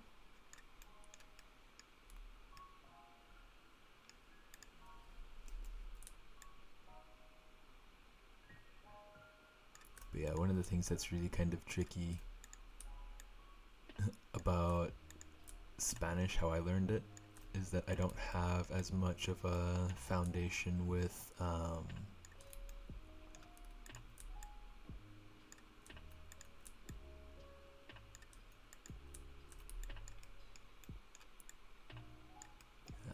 words that are important in my in my career.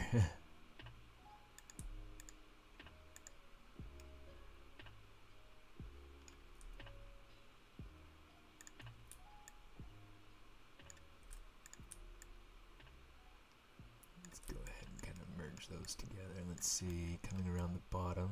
Sweet.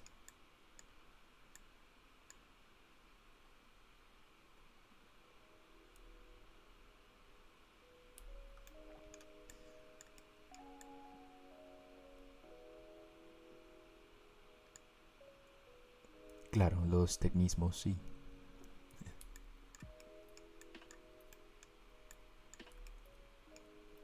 Es duro, sí.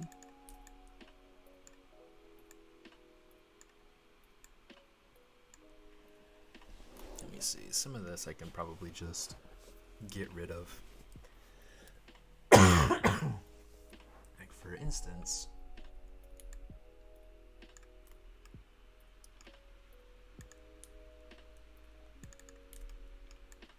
I don't know why I didn't do this sooner.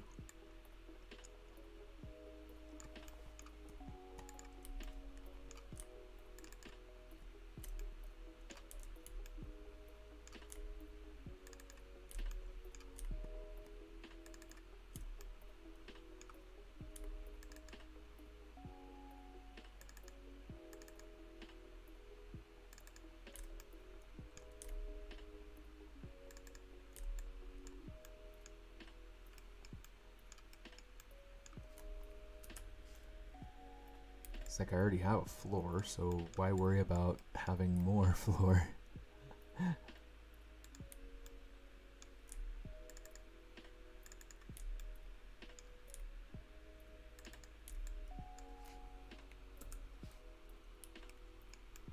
Then I don't have to worry about some of this extra topology and what happens to it on the bottom side and things like that. It's like the things that you think about in retrospect and you're like, I could have saved myself so much heartache, so much headache.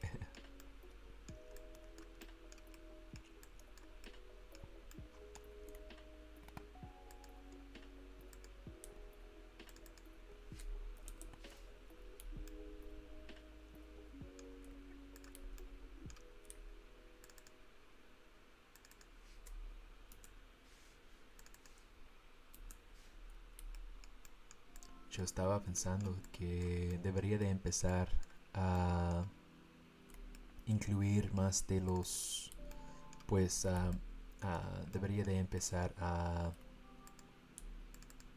¿cómo lo digo? Hacer más streams en español.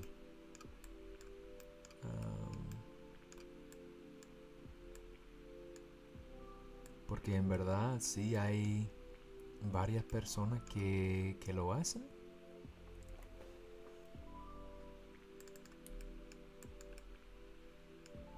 Pero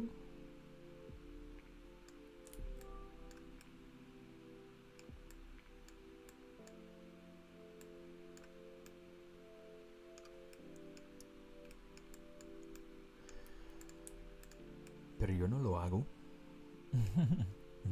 Así que tal vez mejor que lo haga para poder servir mejor a mis amigos hispanos.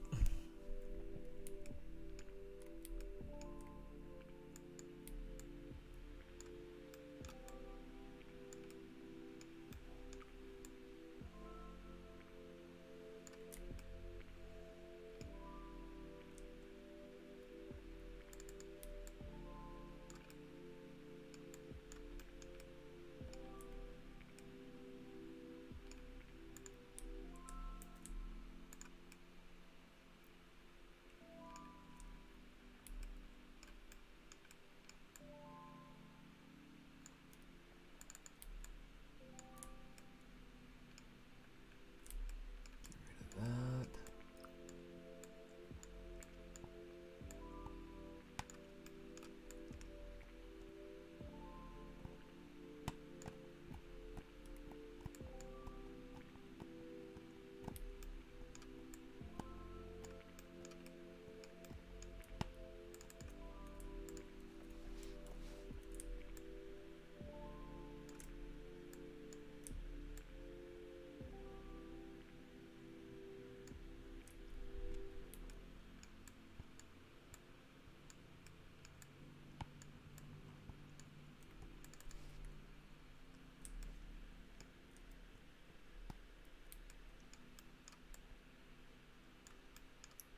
Try to get rid of anything that's extra.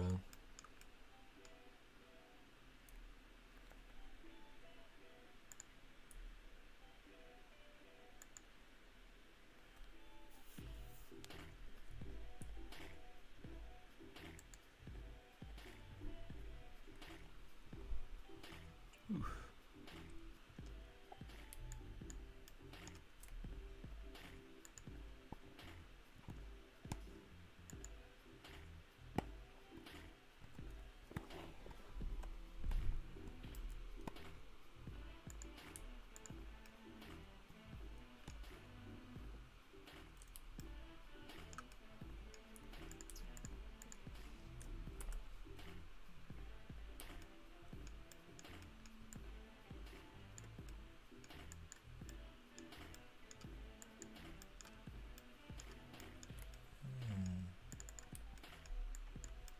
Can I get rid of that?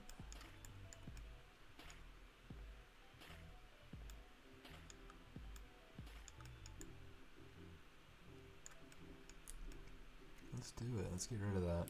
I mean, there's a little spot over here that I'm going to have to fix, but it's...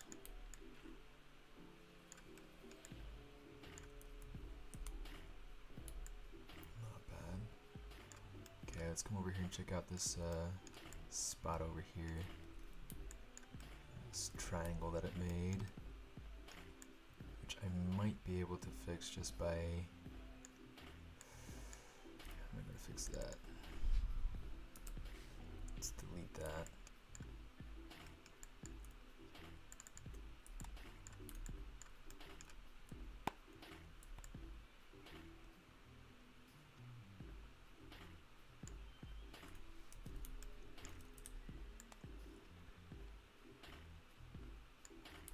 Bring that down. I'll probably fix the topology in this little area here too. That's weird. I'm not entirely sure how I'll fix it, but we'll find out.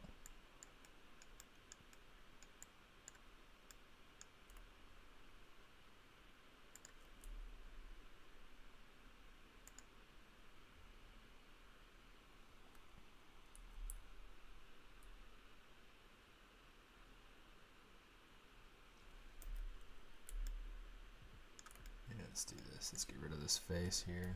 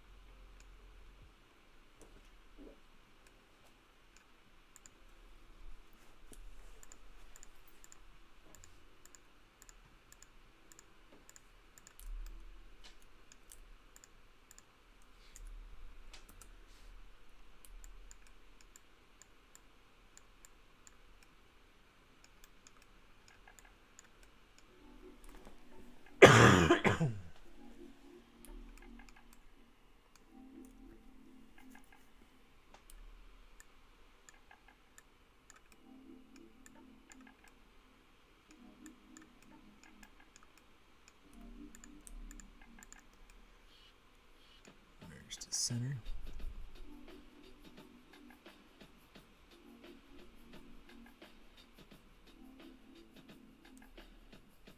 Ya terminaron las remodelaciones. Mis vecinos.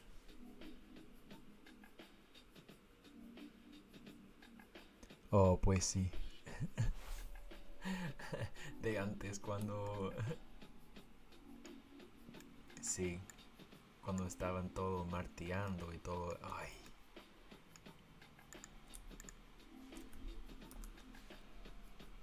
Estaba tan chato.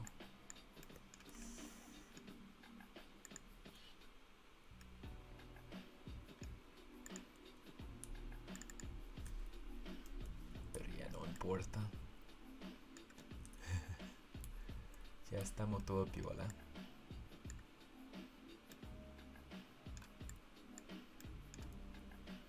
De hecho...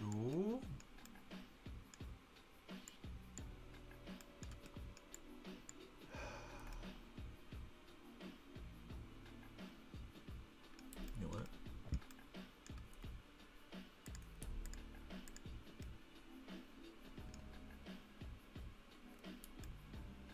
Let's get that.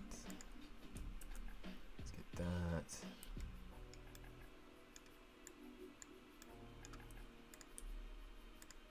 Oops. Get those together. Get these together.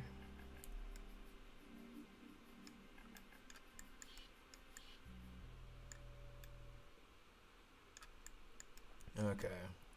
My brain's starting to work, and it's starting to actually go through and think. Starting to actually think about like how stupid I've been to go through and do it the way that I've done it. So here's what I'm going to do to be able to fix this. Merge to center, please. There we go. Thank you. Okay, so what I'm going to do, let's go ahead. I'm going to add in an edge loop for now.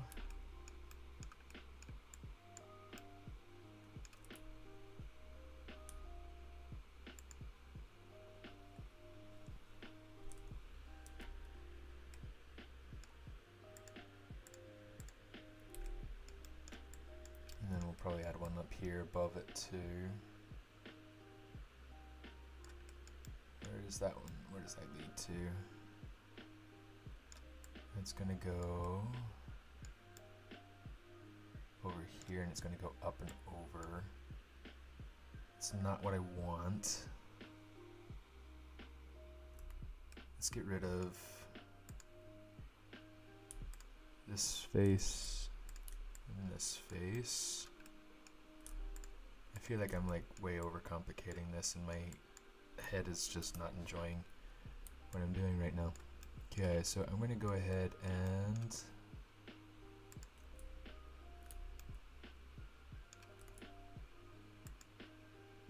put that in. Put that in.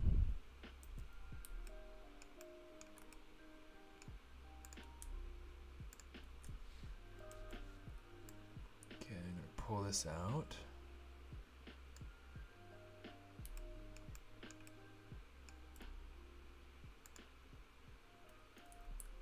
In fact, instead of doing it like that, let me just go ahead, we'll just say collapse edge.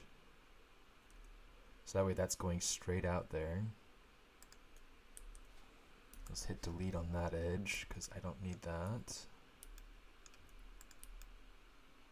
I do, however,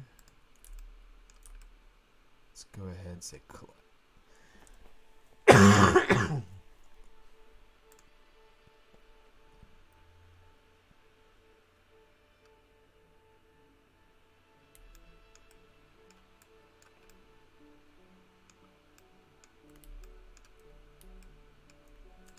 Let's go ahead and delete that.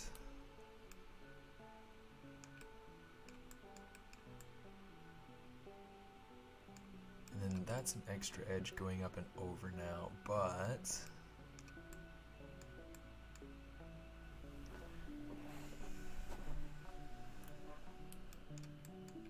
it for a second.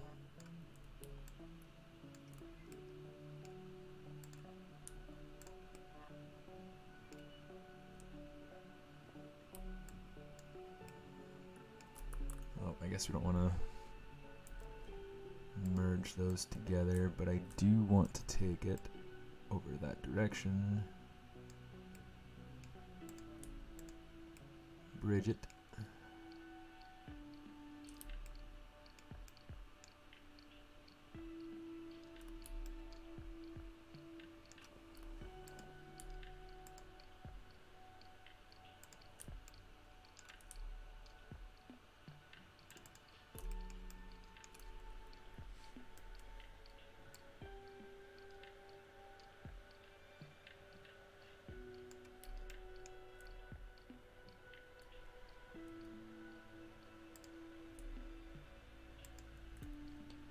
Add an edge loop in there. And now I can start kind of pulling things together. No, not edge. I want vertex, please. Merge to center.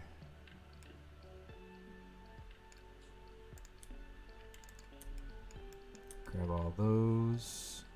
Collapse edge. And now that's got much better flow.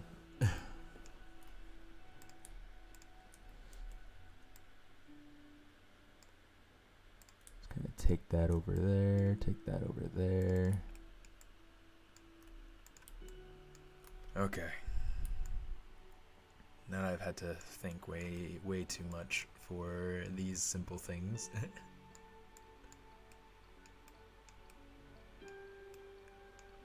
Okay, so that's good. That's going back, and that's creating that crease here, which is good.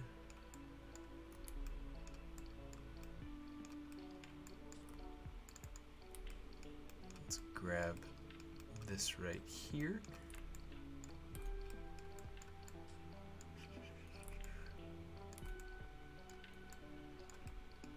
Okay, let's go ahead and bevel that.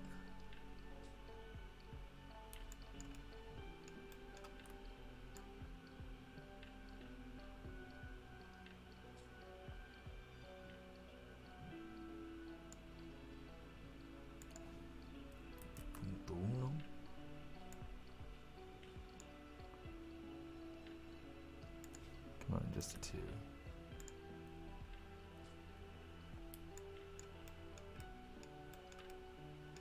good. It's got the chamfer going on there, which is nice. Fraction's a little bit too small. I'm going to try 0.15. Maybe a little bit bigger.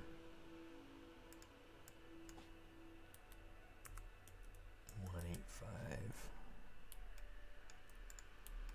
That's better.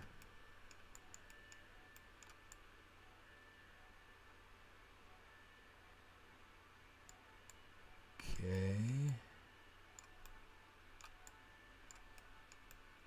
I'm going to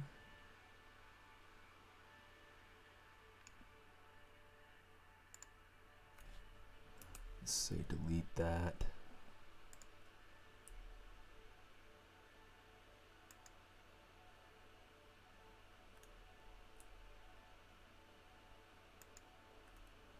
And we'll just do that.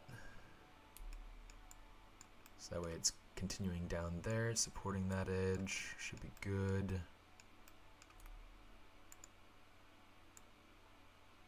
Okay, pull that in there.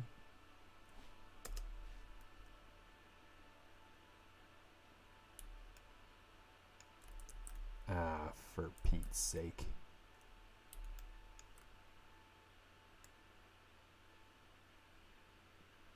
Oh, start it right there, and then we'll end it right there. There we go.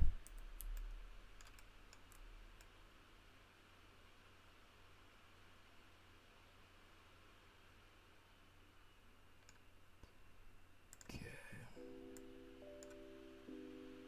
Weld that down. And now we can bridge these two. So now that's nice.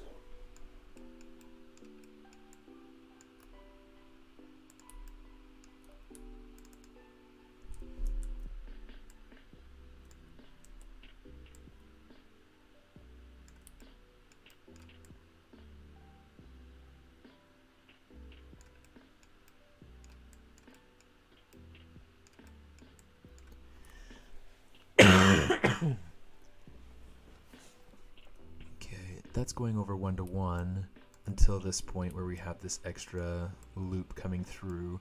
I feel like getting rid of this loop would create kind of a problem flow wise. It feels like I'm also getting an extra loop right here. Where does that terminate? Terminate somewhere that I need it. Pucha kay.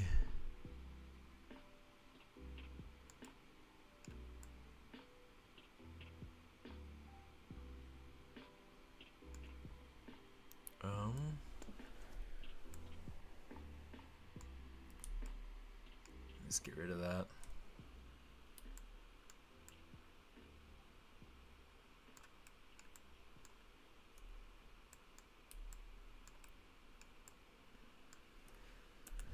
And for the sake of having it be even on both sides, we'll do that.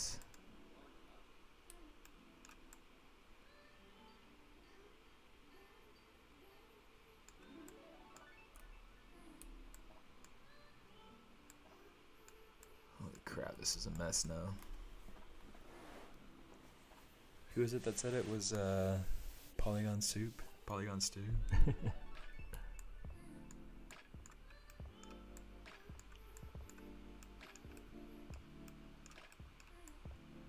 It's like, I fully recognize that I'm just way overthinking it.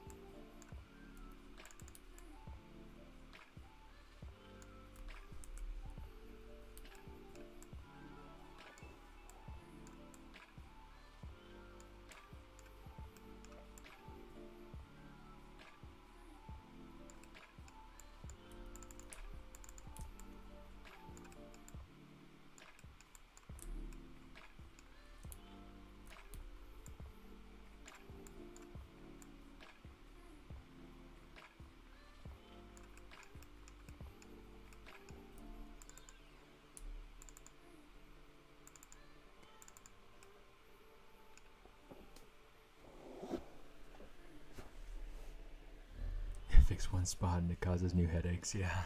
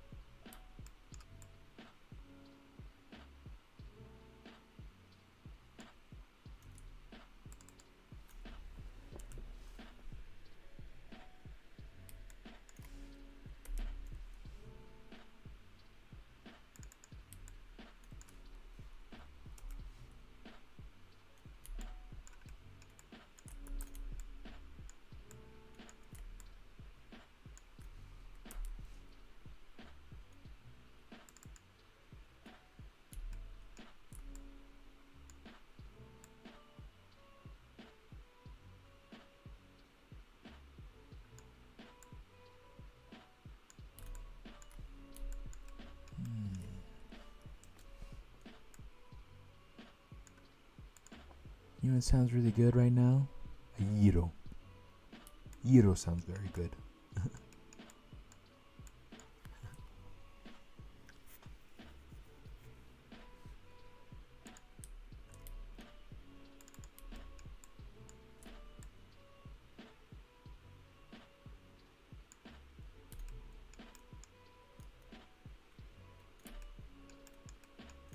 Actually, let's do that one too.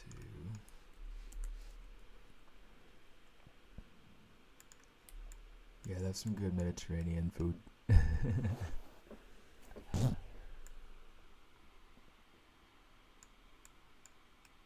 Especially gyros and pitas.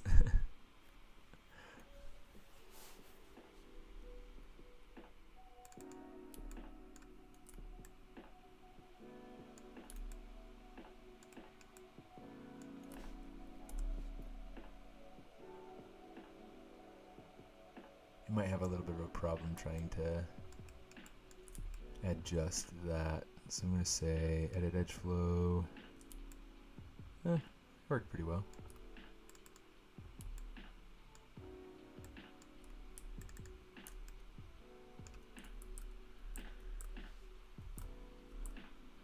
Let's actually take it back to where it was.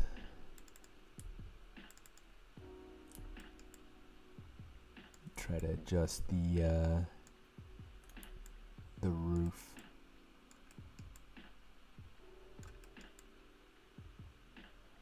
All right. Yeah, it worked out pretty well. Look at that.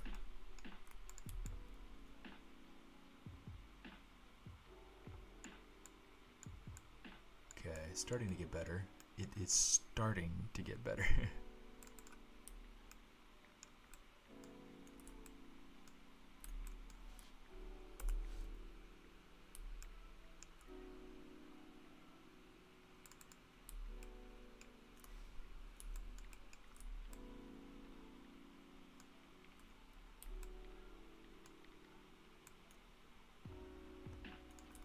Need to get rid of that.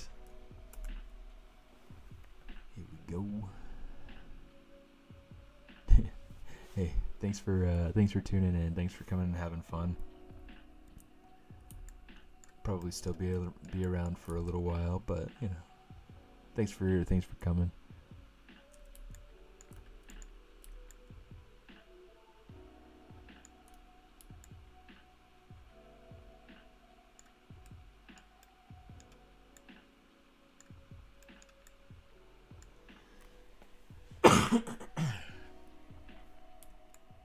That infernal cough. It's gonna go away someday. Okay. Now let's see if I can figure out what to do.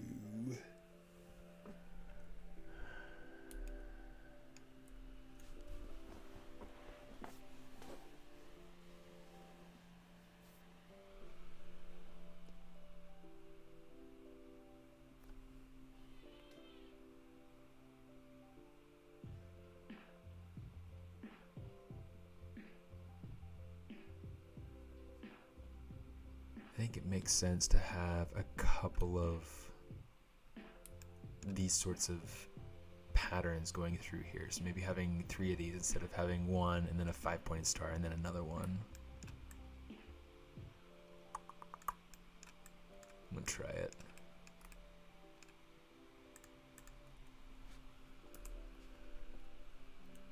Oh, come on, I thought I hit that. Right.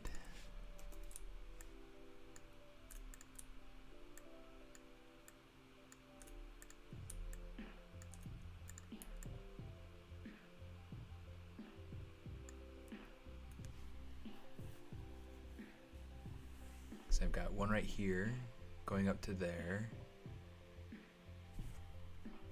Here's what I'm going to do. So extrude.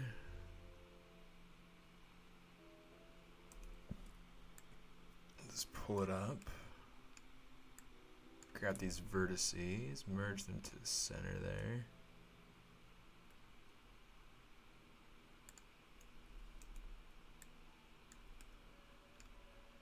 Okay, grab Alright, let's just double click that, I guess. Deselect that. Hit bridge.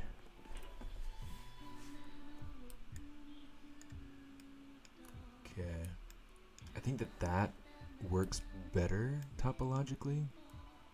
I mean, technically that has 2 5-pointed stars there. Not a big deal. I'm going to have to take this back over into ZBrush to kind of smooth it out, make it pretty again. But let's figure out the rest of our topology here. First off, we can come over here to this side and do the same thing.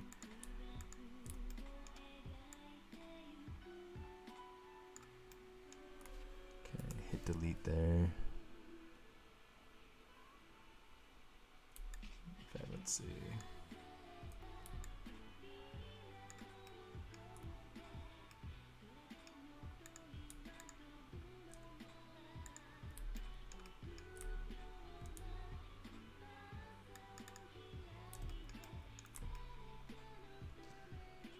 Slide edge tool going there. Okay, so cheese.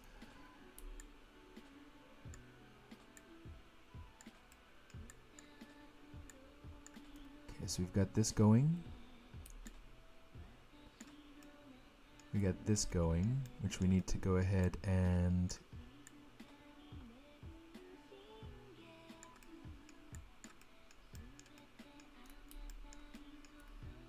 we actually need to take this up quite a bit.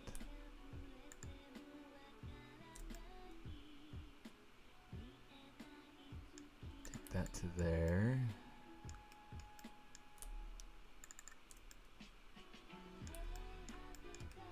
And then this is going to be this this point where our point is going to merge into. I'm not going to worry about getting rid of the extra little triangle in there, at least not right now. It's just not majorly important to me.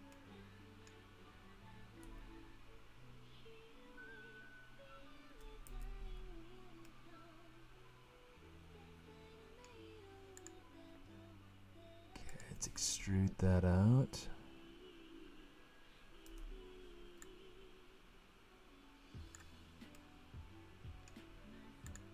Vertex, merge to center.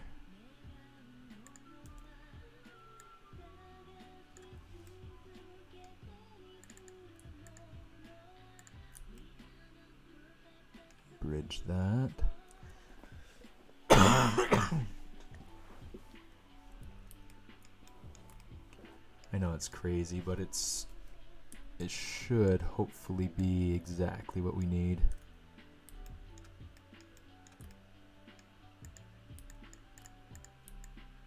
Which means we'll probably need to do something like this in Kai's room too. Hey Joe. Yeah, it is a personal project. If you've been around for my ZBrush live streams at all over the last little while, that's what I'm working on right now. I just need to kind of get this thing rocking and rolling so that it works.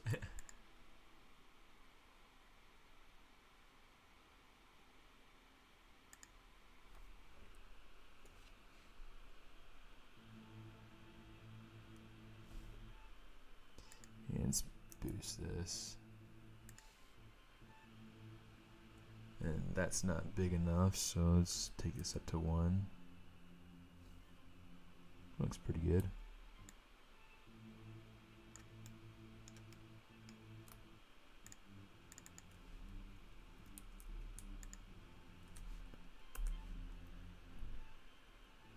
Arthur Ortega, how you doing?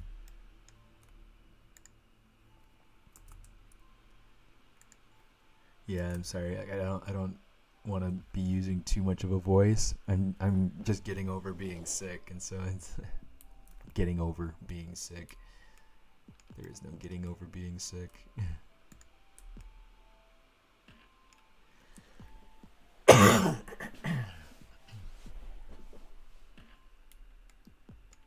that's exciting. Yeah, I put a lot of love into that course, so hope you like it.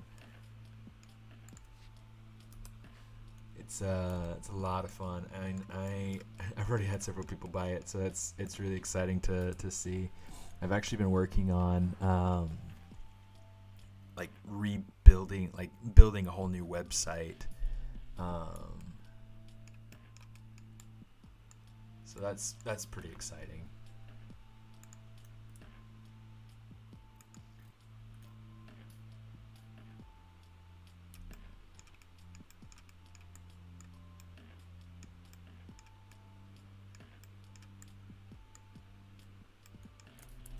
You know what? Here, instead of doing it like this, let's go ahead and actually just select this and then just bevel it.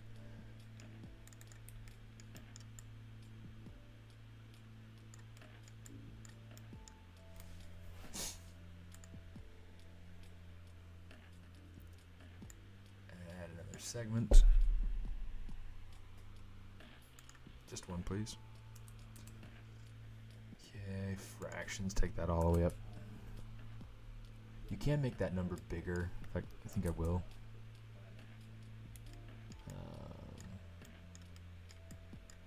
But yeah, one's kind of like the default biggest number you can make.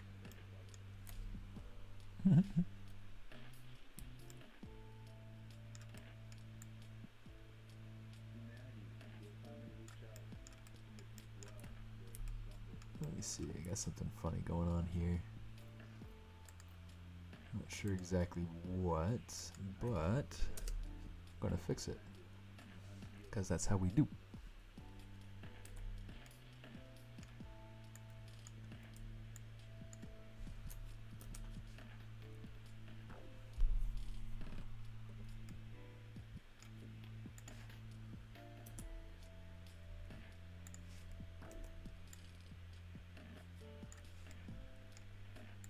For anybody who's curious about it,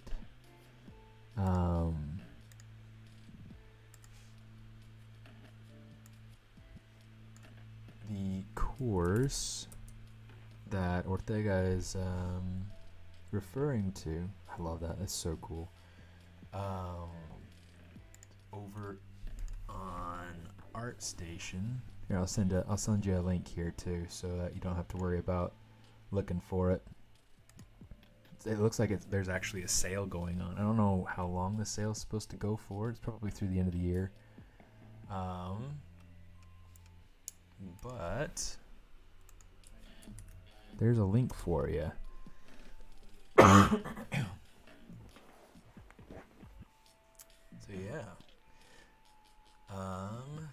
Let me see.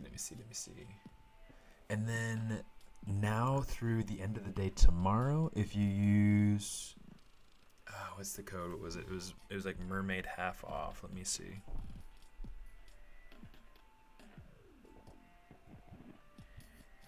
Gotta check on my Instagram just to make sure. But I have a code going right now to get half off. Yeah, mermaid. Oh yeah, you already got it. Yeah, so just like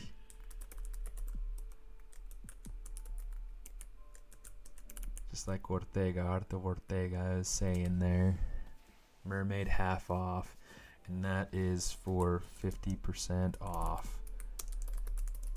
Expires January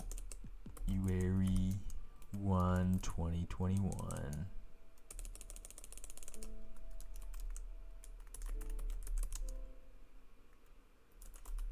There we go.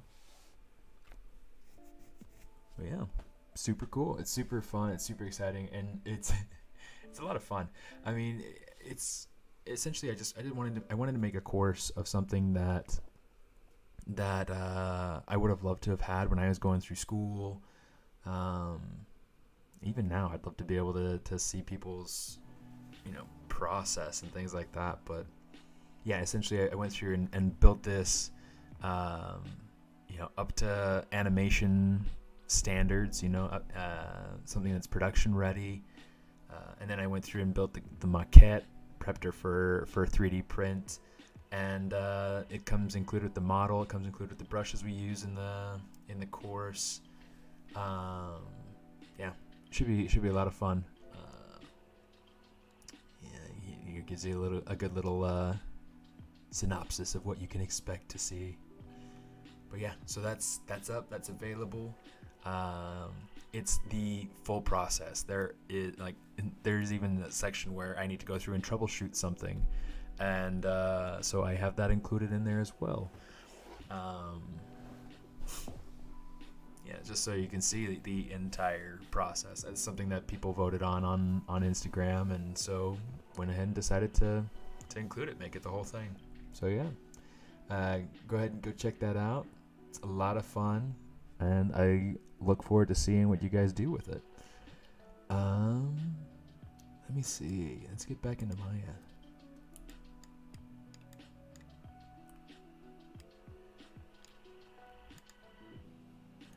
Oh, here, let's do this. I'm going to say edges. Say bridge.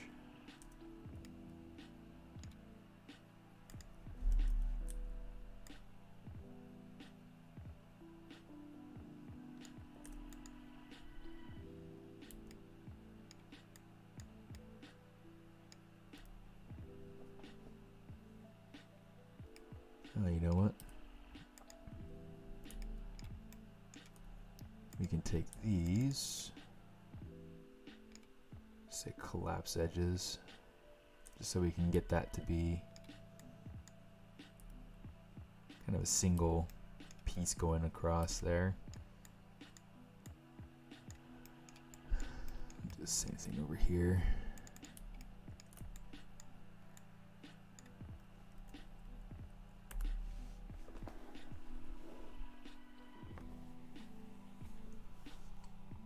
Shoot, not the collapse. Bridge, please. Okay.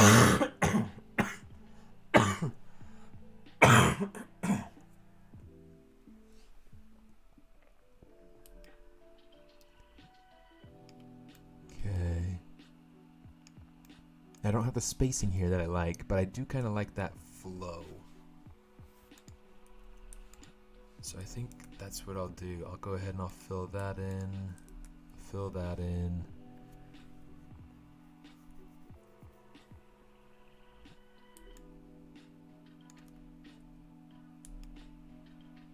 Is it gonna let me? There we go. Okay. So this side can now be mirrored over to this side. What do I need to...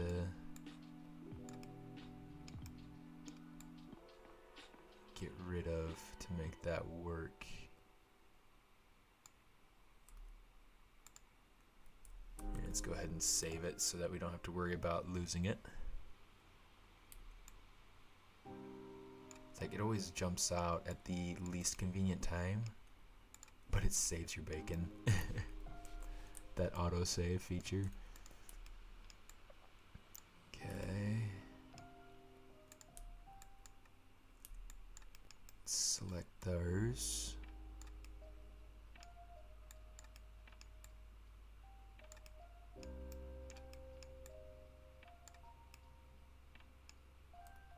Okay, I've got an idea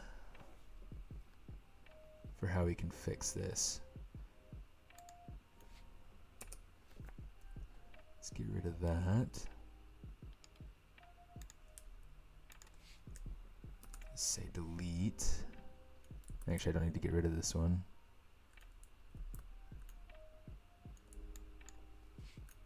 I do need to get rid of this one.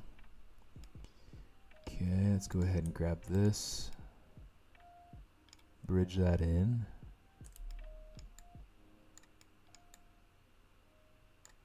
And then this, I need to add in an extra edge loop here.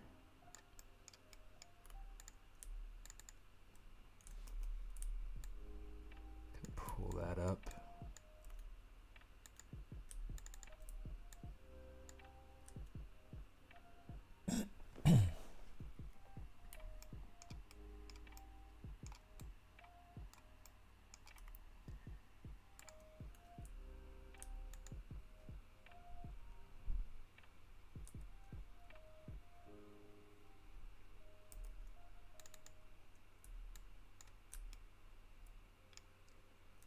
me see.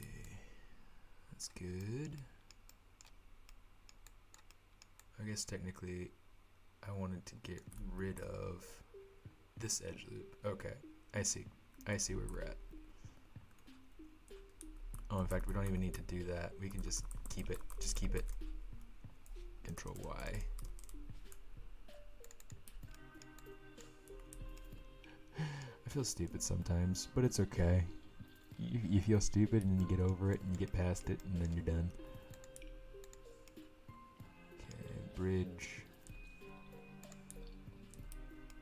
This one has an extra loop going up over the top. Let's get rid of the extra loop. We don't need it anymore. Delete edge.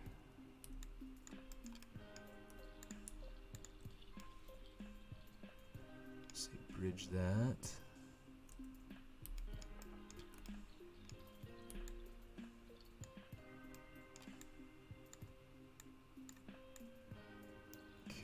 So 1, 2, 3, 1, 2, 3, and then it goes up. Okay. Just trying to make sure that my flow is the same on each side. It looks like I've got this extra thing here that's kind of coming in and just being extra. Okay, something I want to change.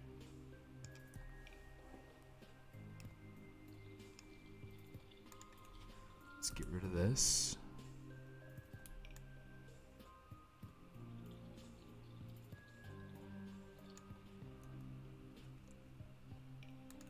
Go ahead and we'll add this in.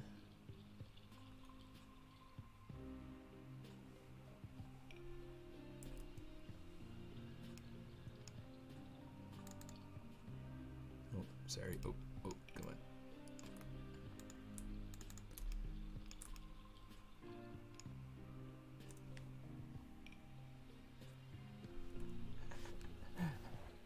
I saw the message from Pretzel Rocks about the song that it's playing right now. I almost responded to it because I almost thought somebody was saying that they were playing something right now, and it's like, oh, okay, that's great. Yeah, I'll respond to that.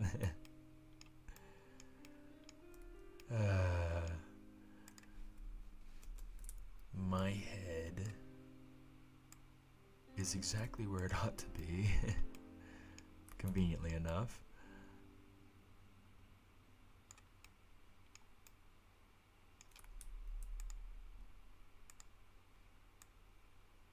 Okay, bring that down. Let's weld that to there.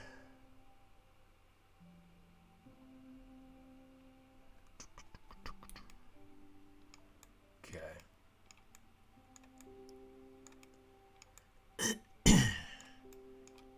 Topology wise, does that finish us out?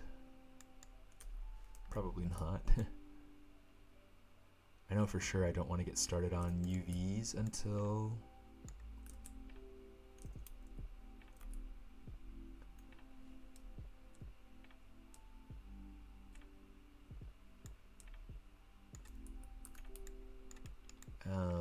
I have my topology done. But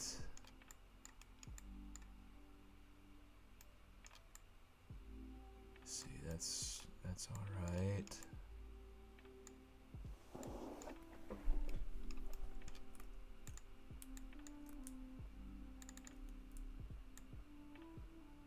Let's kind of slide those down so that they're more in the middle-ish.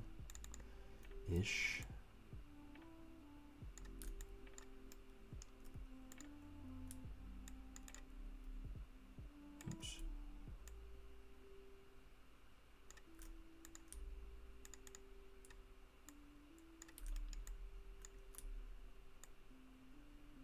Pull that out.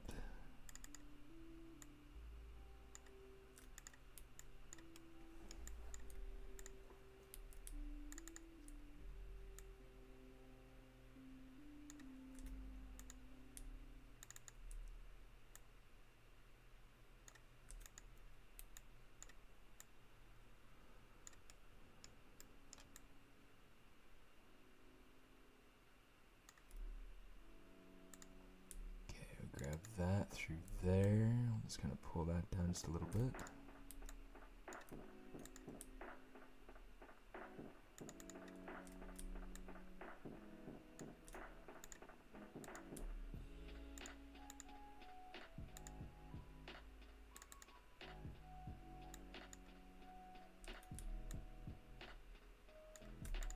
Okay.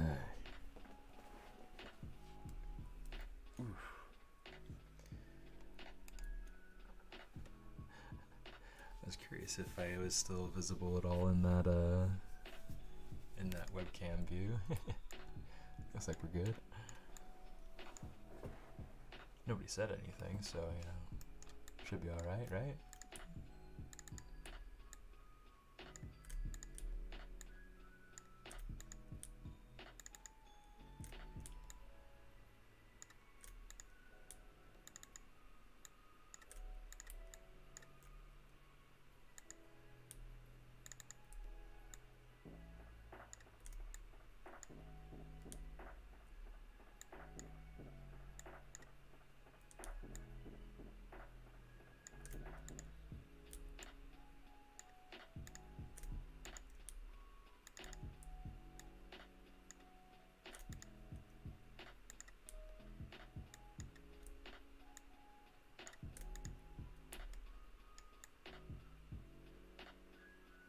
Alright.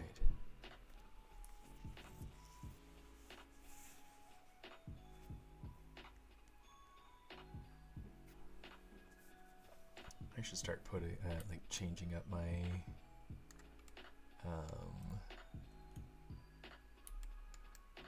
a little message from my restream, so that way it goes through and can direct people to the course now instead of just to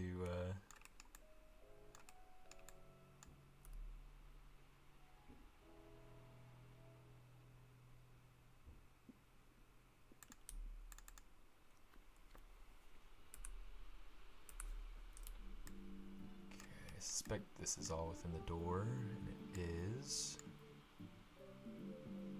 Okay, I don't want it to touch the door, but I do want it to modify everything else. Just to kind of ease it out some.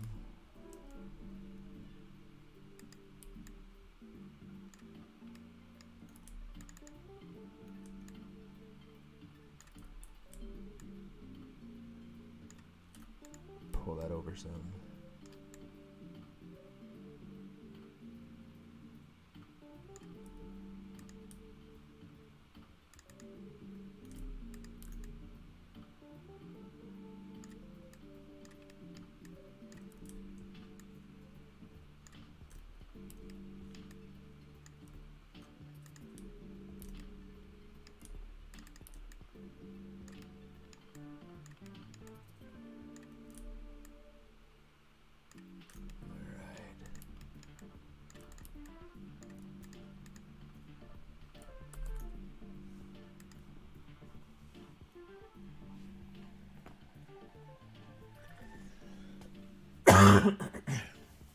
Just gotta check a couple of key points.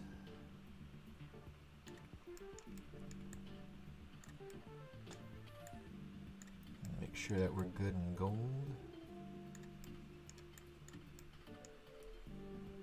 Yeah, let's go ahead and take this again. Let's flip it back inside out so that it's got the right side out. Delete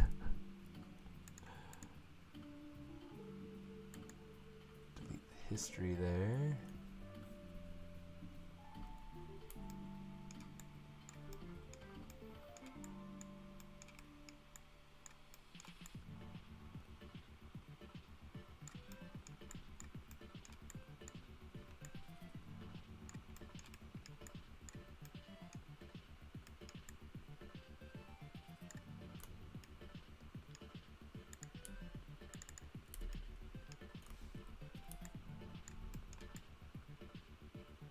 Let's see, what is that selecting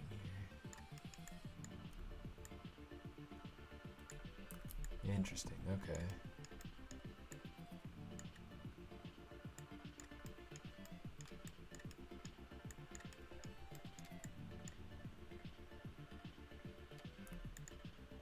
Okay, let me see.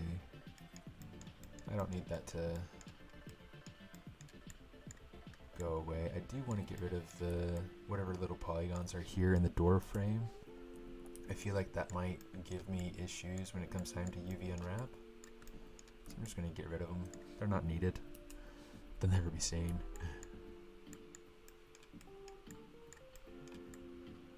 Okay, so we got that. Let's grab the door frame ones over here.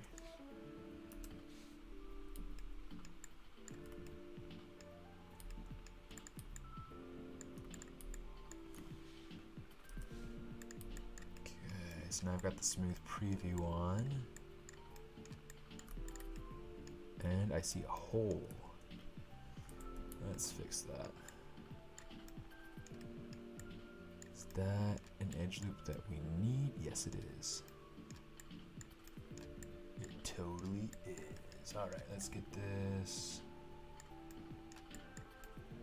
resolved. So that's going to go over and around and down, which is fine. I can be alright with that. Cool.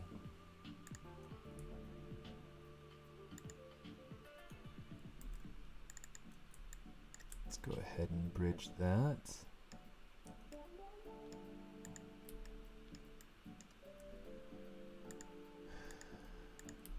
Let's see, what do we have going on right there? That's support edges for that door frame over here.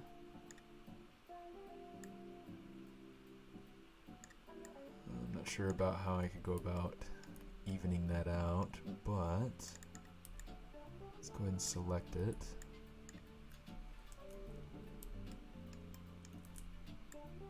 Just kind of ease that out some.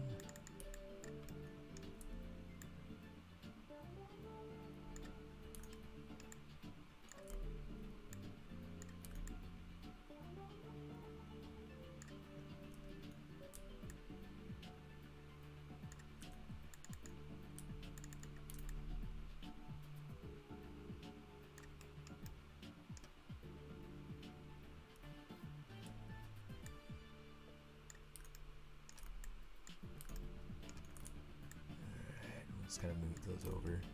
For now, that should be alright, and then we can take it over into ZBrush and kind of clean it up. Let's try bringing some more pieces over from ZBrush. Now that we have more to work with.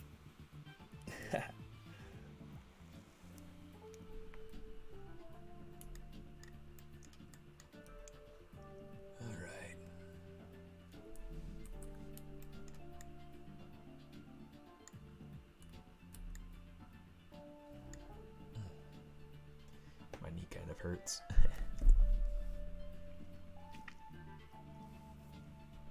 Okay.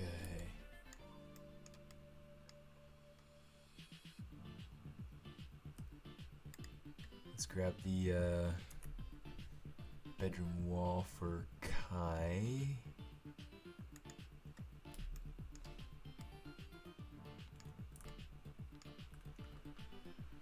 Say export. Bedroom Kai walls. Look at that file exported already. Good golly.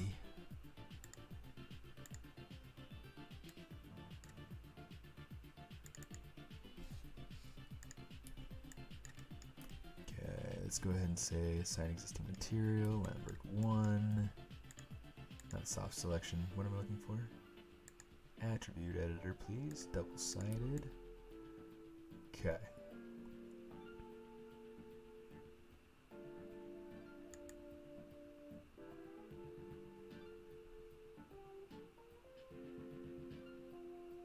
Okay.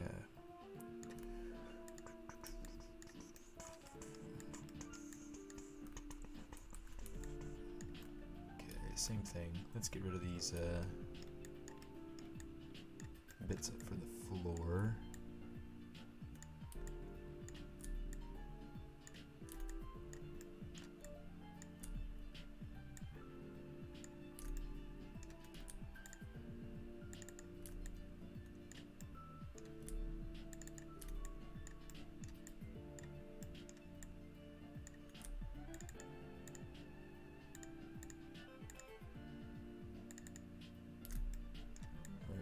gone further. Let's go over there.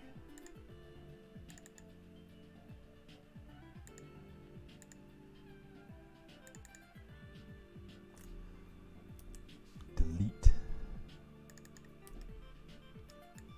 Oh, missed the window inset spot over here. Oh, let's do it like this. Woo. Alright. So now there are some spots that we're going to have to bring over from the kitchen. Like the wall. Because I don't want to go through and refigure all that out. Now I might not actually have to. Let's come over here. Let's invert the normals so we can see that. Unlock them so we can see that.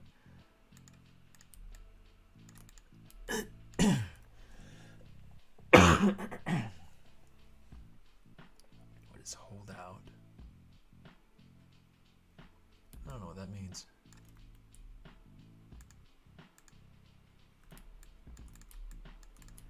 Interesting. Okay.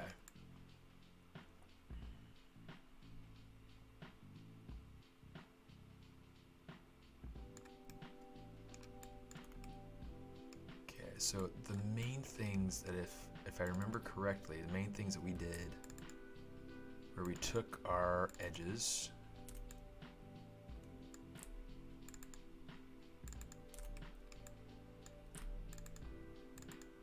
in fact, maybe I'll just do it this way just because it makes sense to me to try to do it this way. I'm just going to go through and just add a bevel to all these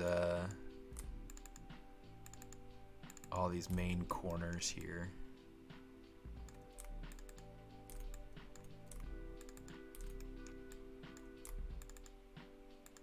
We're just going to see how well that treats us.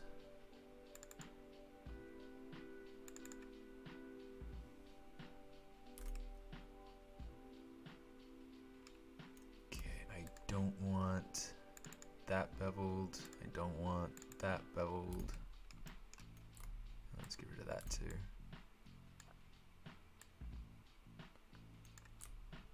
Let's get that. Let's get that.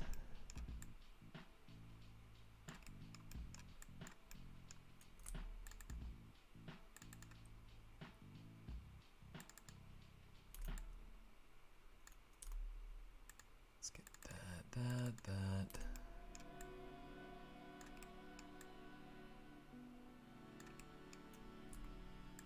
Deselect that down to there. Deselect that over there.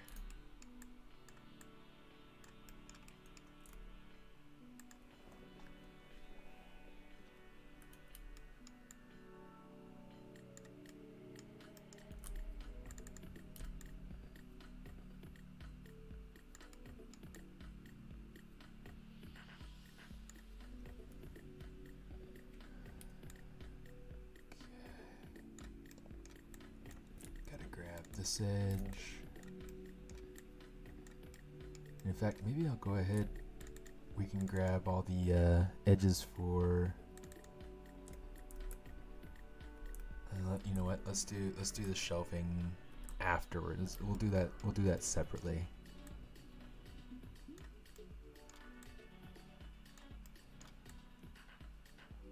Okay, so that looks good.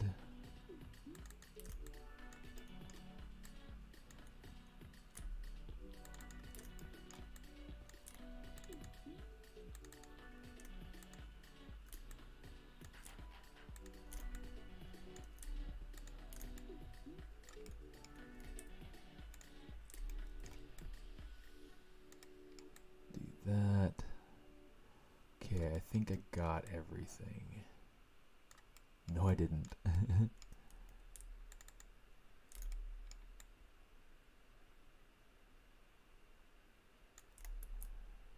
fact, here's what we're going to do. Instead of doing it, just double clicking.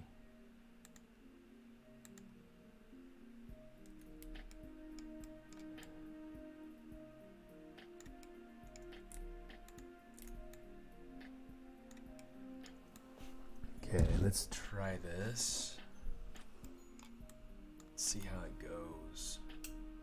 Sunset must be beautiful right now. Probably ought to get off.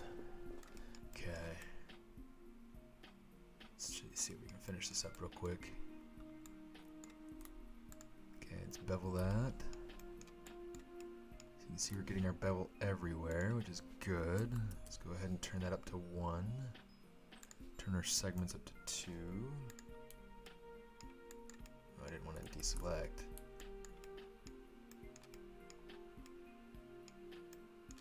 Cool.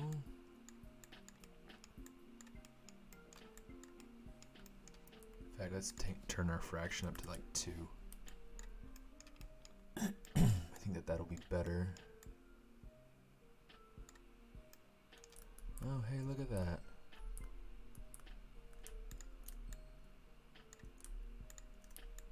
Glad we noticed that. Okay. Guess that'll be better. Alright, let's try. Oop. There's another one we missed. Yeah, I'm just trying to go around and make sure that I got everything.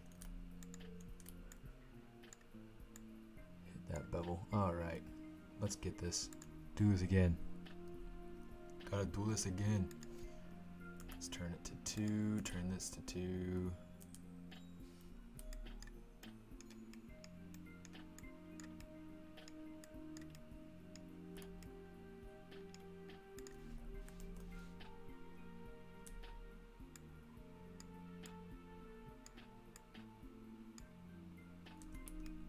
Okay, I don't, oh, this is fine. I can just go through and take this. Move that together. Which that's nearly fine. I just need to figure out a way to get that to kind of branch out over there, which is fine. I can get that by going like this. Just add in an edge loop here, intermediate. Now this is just kind of the little trouble spot, so we've got to go through and fix is these yeah, just make sure that that's hitting that the end of that edge. Otherwise it's going to cause more problems for us than anything. And when we take it into ZBrush, it's going to say, you know, hey, you have some non-manifold edges, and I'm just like, but I did everything I wanted to. I did everything right.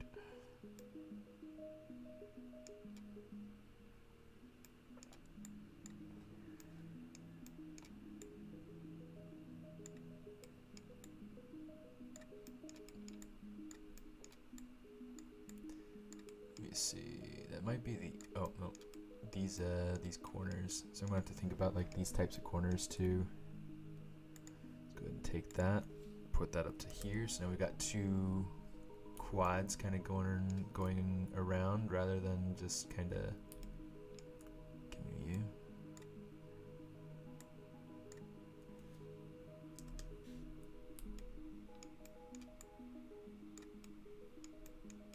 Need to do the same thing for the windows.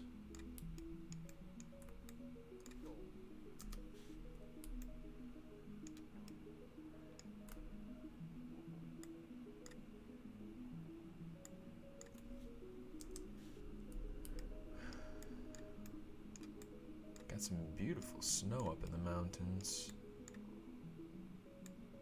It's pretty remarkable. It's been a long time since I've seen good snow.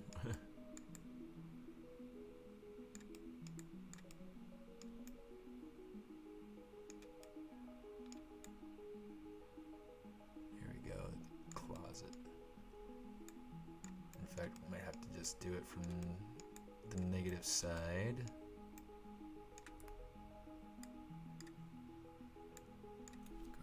That. Wondering, is there anywhere else?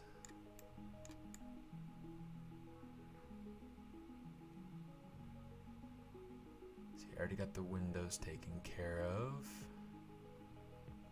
That's taken care of. Yeah, I think we might be good. See, how are these sections right here? That looks good. Excellent. Okay, let's go ahead and flip that inside out again.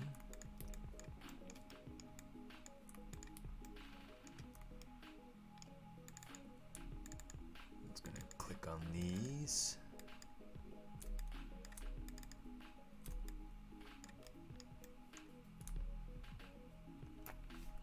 And let's go ahead and kind of grow our selection just to make sure we have the whole thing of these shelves. Okay, let's bevel them.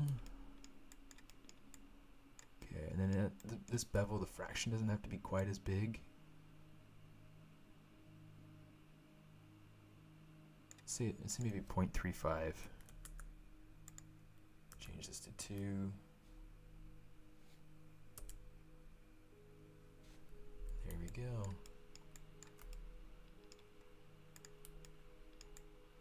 Much nicer. Oh, shoot. I didn't grab this this inner edge here. Doggone it.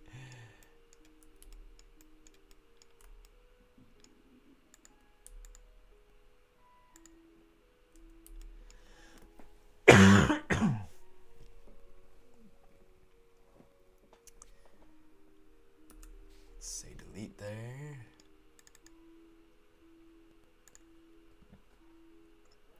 Bevel that down.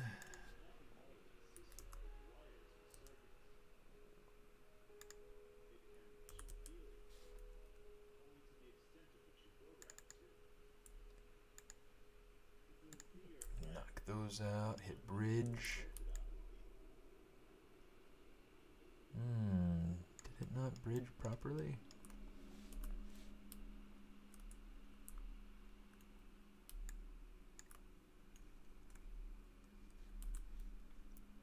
Yeah, let's go ahead and I must have hit fill hole instead.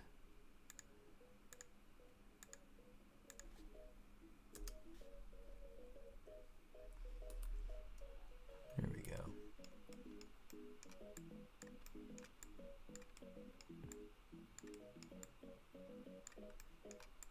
That is so much better. Uh-oh, something's happened up here.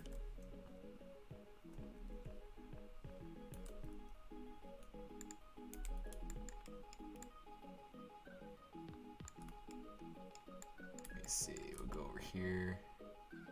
You know, there may be like a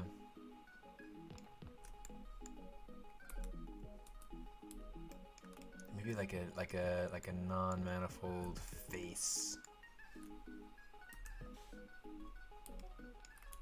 Maybe not.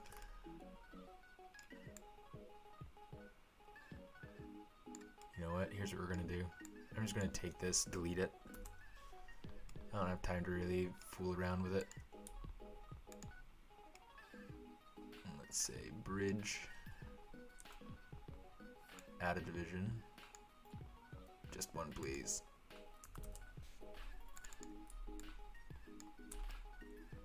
Say bridge.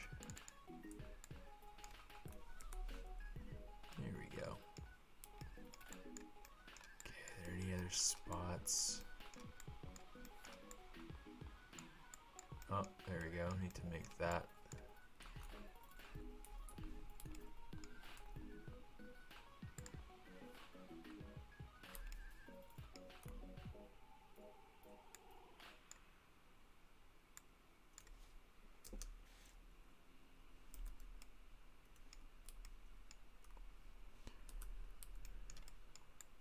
Just to check this one more time. Okay, door frame looks good.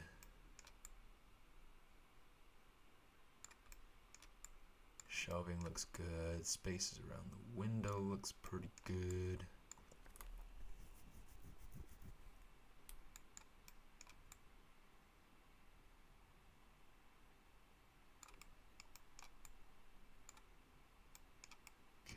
That's resolved, which is good. That's resolved. Okay, we're calling that good. Oh, that's so helpful. Okay, I'm gonna save that. I'll continue working on this some other time. Let me see. What is the 3D pipeline that works in the industry? There are so many different ways that people go about making things, which I think is what a lot of people will call pipeline. But really, like, the pipeline is pretty fluid depending on the company you work for. So, like, for instance, at Blizzard, you'll go through and you will build out. To my understanding, anyway, I haven't actually worked at Blizzard, but I've had friends that work there. One of the things that they'll do is they'll go through and they have the character artists and the riggers working together in the same room, and they're essentially just passing the model off to each other all day long. And so for characters, they're going through in kind of a fluid sort of process to make the to make all of that work. Make sure that the topology for the character works well for the rigging and for animation. They're always doing tests and whatnot, and so in a given day you're going through and iterating on a character several times. Whereas at other places, you're kind of working on it and then you pass it off, and then if there are things that need to be changed, it comes back to you. And that usually isn't as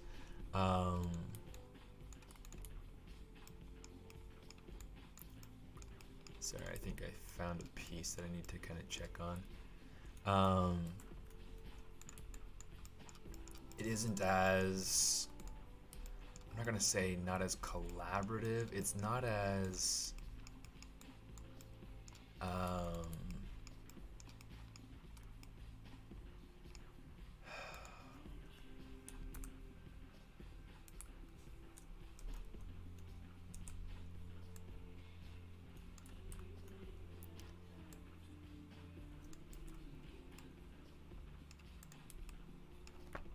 it's not as back and forth all the time. There are, let's see, soften edges.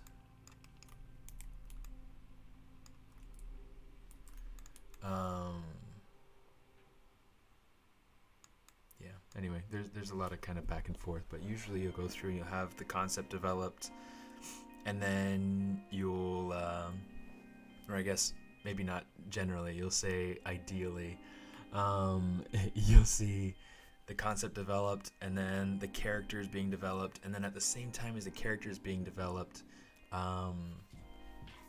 you have people in the texturing department, surfacing department that are going through and kind of developing their yeah, it's okay, it happens. Sorry, I coughed during my answer to your question. So yeah, you ideally you have the concept being developed, and then while you're modeling, you have the surfacing department kind of going through and kind of researching and pulling together different resources of what they need their surfaces and their textures to look like. And then once you're done modeling, you pass it off to rigging and texturing so that they can go through and kind of figure things out. And as rigging gets things done, they can go through and kind of pass things off to animation so that they can start doing animation tests. And while all that's happening, they're going through and they're doing lighting tests and rendering tests to try to figure out their rendering pipeline and things like that. Make sure that everything's working, the software, the tools, everything's working well for them. And then yeah, really it's fairly simple, it's fairly straightforward. But it's always kind of thinking about those sorts of things and trying to move things forward toward render and production. Now there are times where things have to kind of come back, and you have to make changes, you have to fix things, you have to this, that, or the other, and it's just kind of the way that it goes. But whatever. Yeah,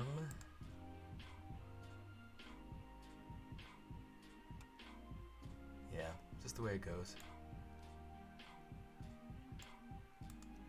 Let me see.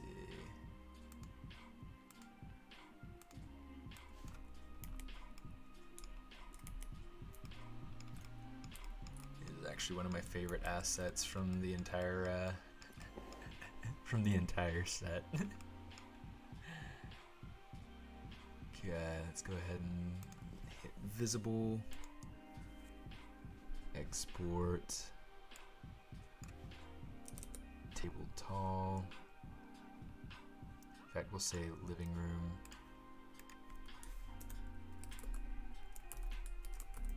Table tall.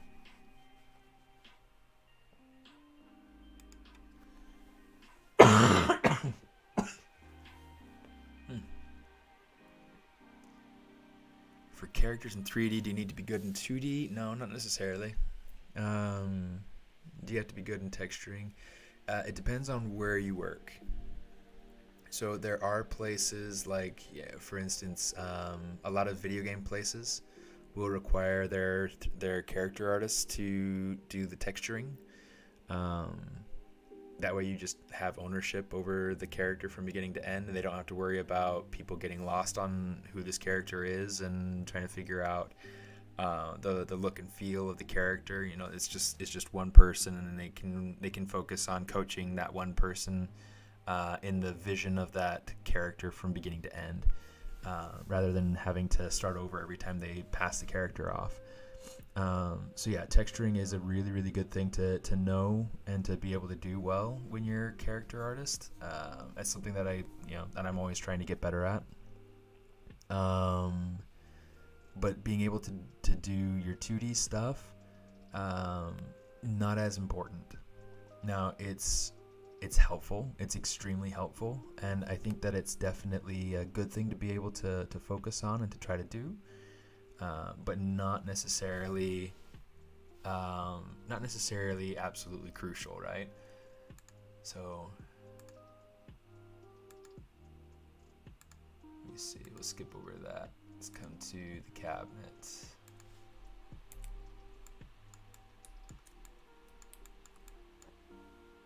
Okay, cool.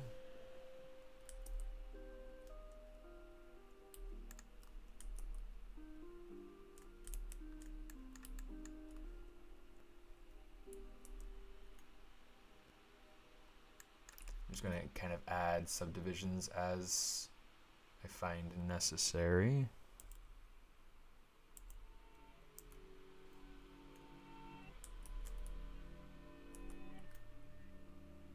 Thanks. Yeah, this is another piece that I really super enjoyed. What the heck?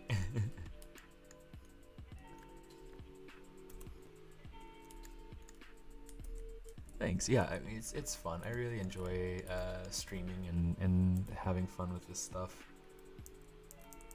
Just wait for the tone.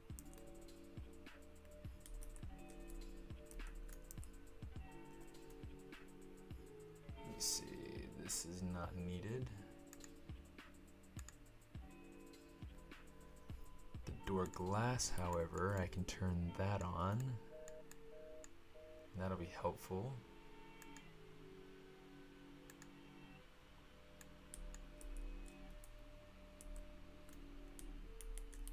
That on, give it an extra subdivision so that it's a little bit nicer to work with. Did I add? I didn't add one. Let's add a subdivision to this. Add a subdivision to that. Okay. Not too bad. Not too bad. All right. See, yeah, so this is all stuff that I've that I designed myself.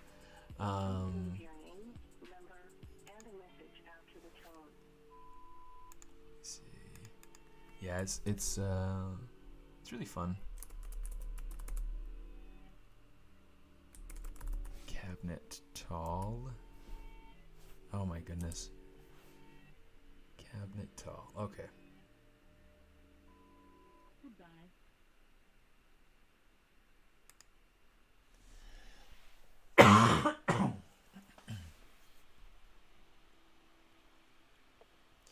I wish that it would go through and just look at what's visible when I'm asking it to when I'm asking it to export what's visible.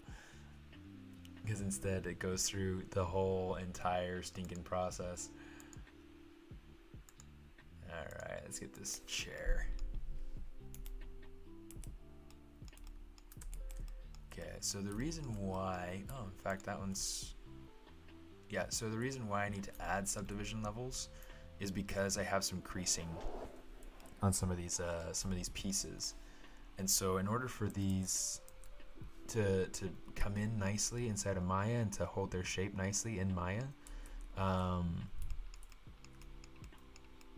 just trying to make sure that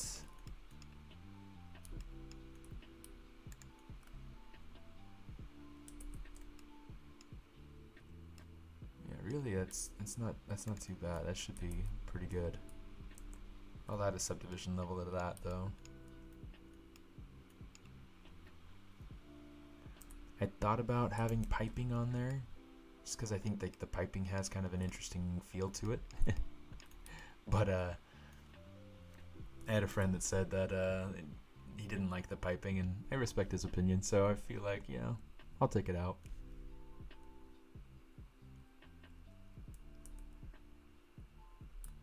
I don't want to add a division. I think I'll leave it like this.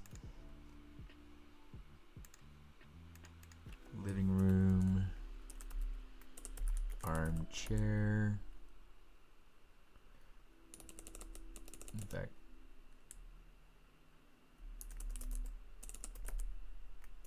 yeah, I'll leave it armchair.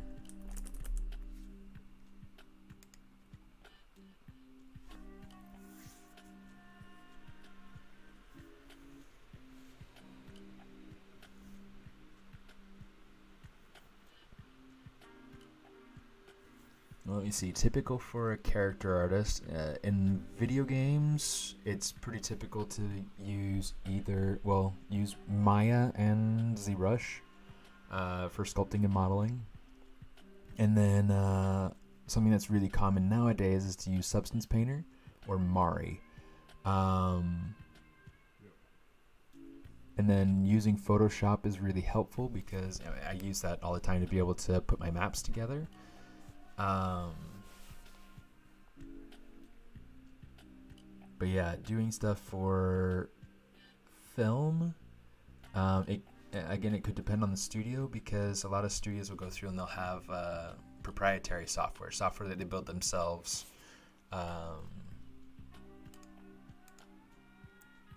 So it's kind of tricky.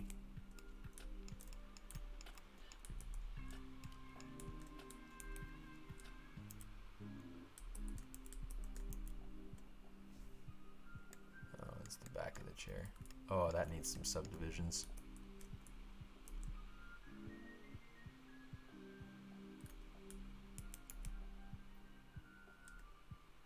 Let me see.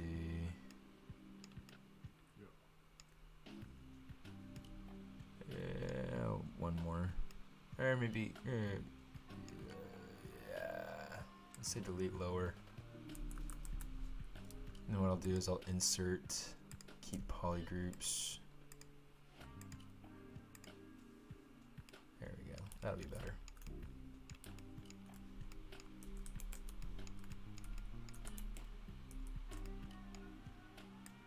Let's come back down here.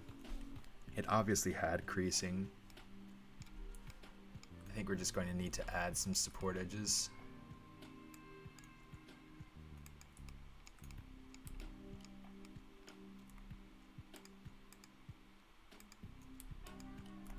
Let's get rid of that one.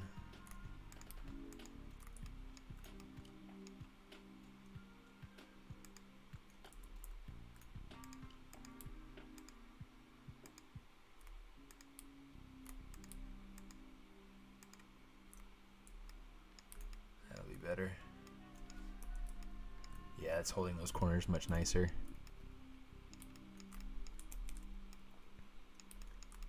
So yeah, those are the main things that I recommend getting into.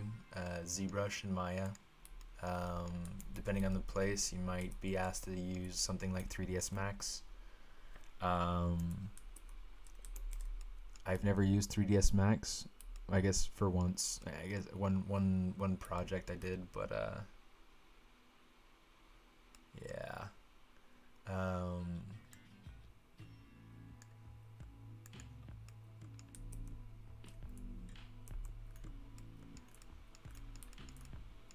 see that blanket is part of that. That's great.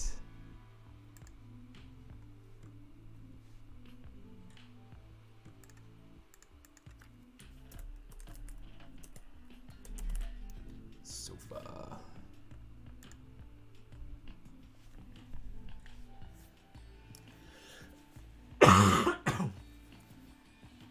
Again, it depends on the studio. If you're into games, a lot of times they'll use 3ds Max. But really, kind of your best bet's using Maya. Maya is what I've always used. I've never, with the exception of maybe one or two projects, everything's been Maya. So yeah.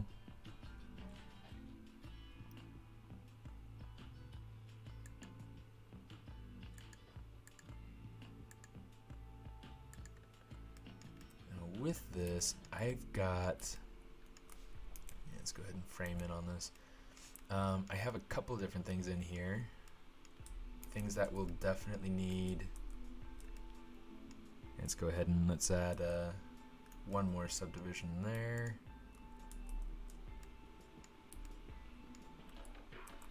We'll use one more subdivision on this. Oh, come on, you.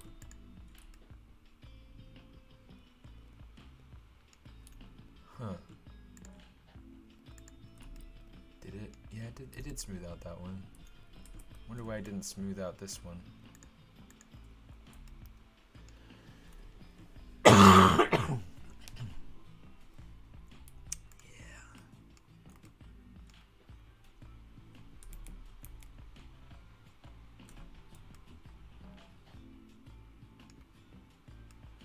Okay.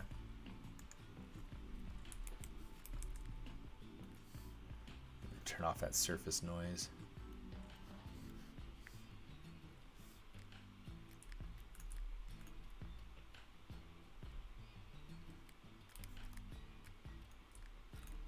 Okay, so now we got that.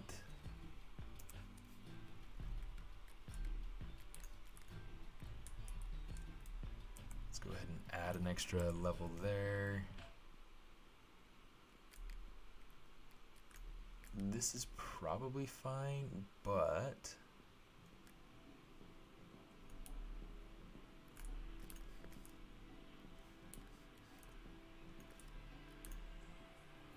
just gonna add in an extra little support edge in there.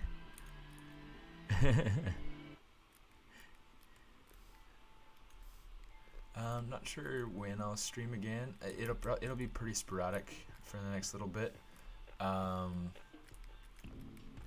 Mostly just because not entirely sure. No, definitely not going to 3D print this project. Yeah, I'm not like a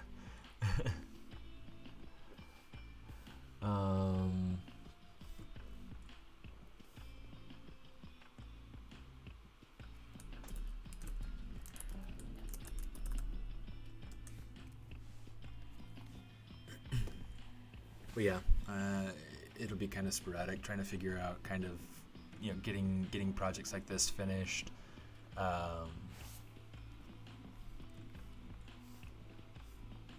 And then being able to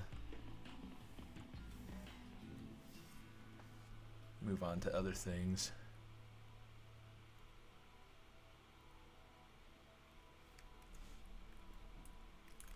Let's see, I think I might leave the books off for now. Central table.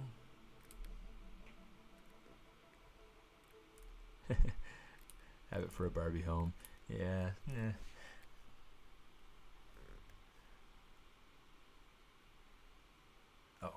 wrong.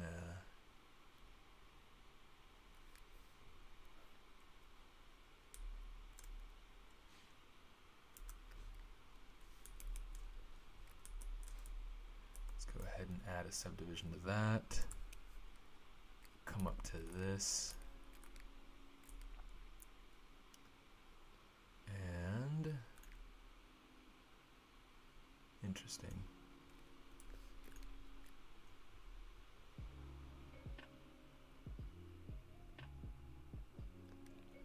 Something like that.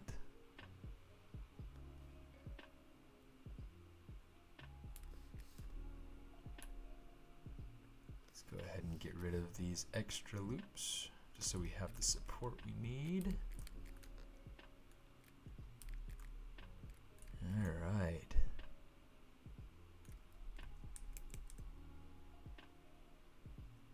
Okay, so now we got this.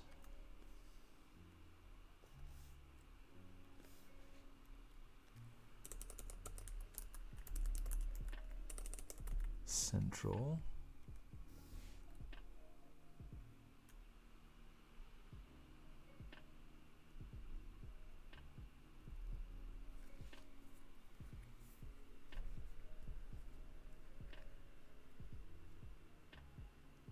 There we go.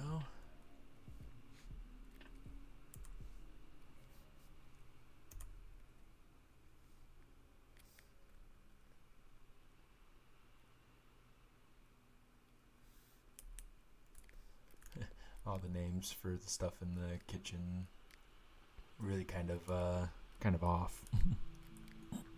Oh well. And I haven't finished the sink. I haven't finished the fridge. I haven't finished the stove, oven stuff. But yeah, I mean, so far it's pretty cool.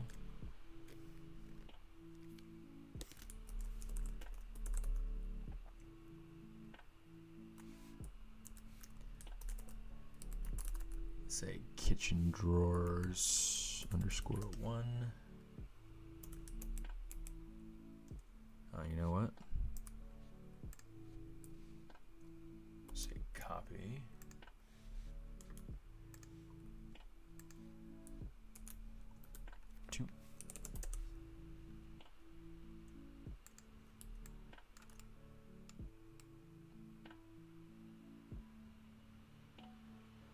Call this one 3.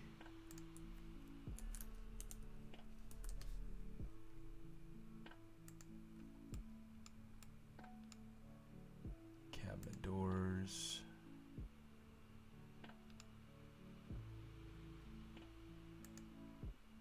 I'll probably figure out the cabinet doors in Maya. I'm gonna get this out.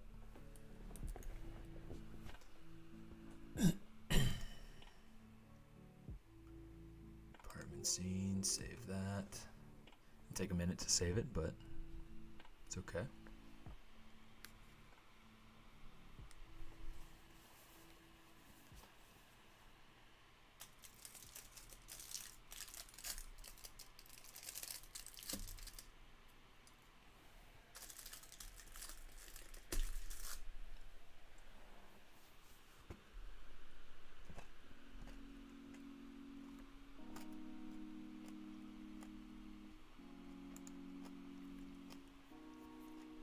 Go.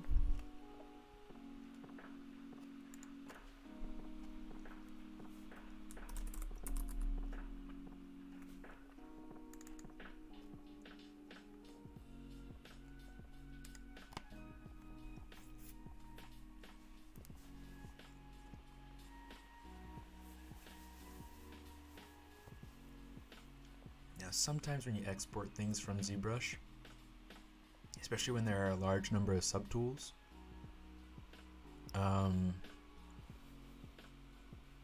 sometimes it doesn't export every piece.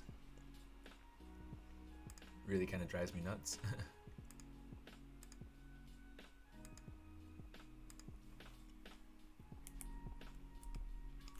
Oops.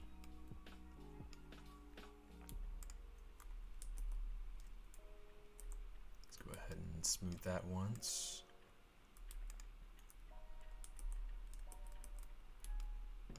That should be good.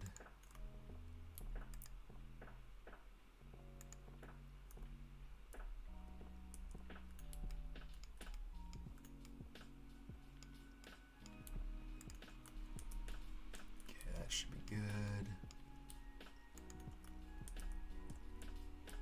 Go ahead and give one subdivision to those sprinkles.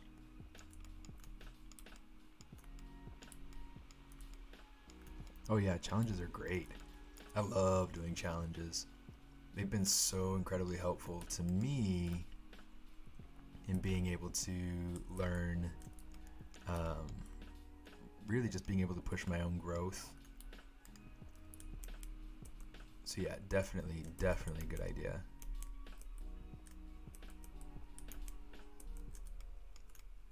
I would totally do that. In fact, one of the things that I do, even just for the sake of getting my own portfolio pieces kind of going the way I want, is I'll use different art challenges to be able to kind of build a range of works, so to be able to show different samples of different styles of things that I can do or whatever. Super helpful.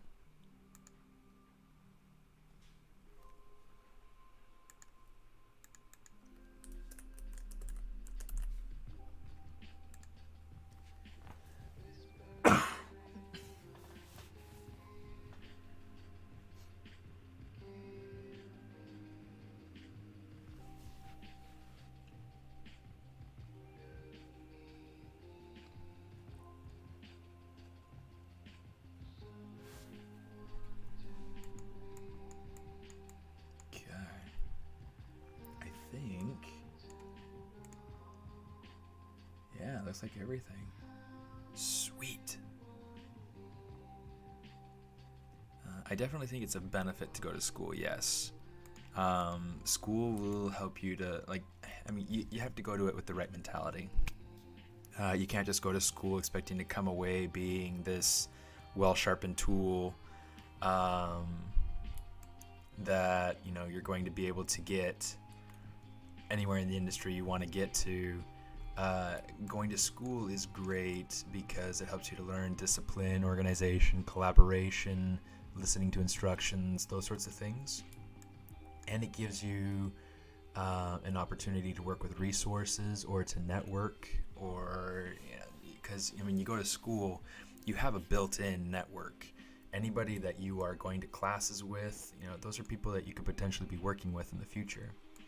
And so for instance, I went to college with a guy that I had actually gone to.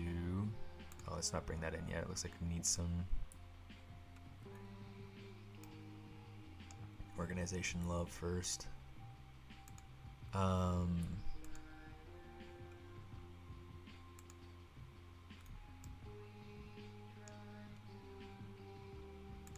just gonna put that in with the living room because why not?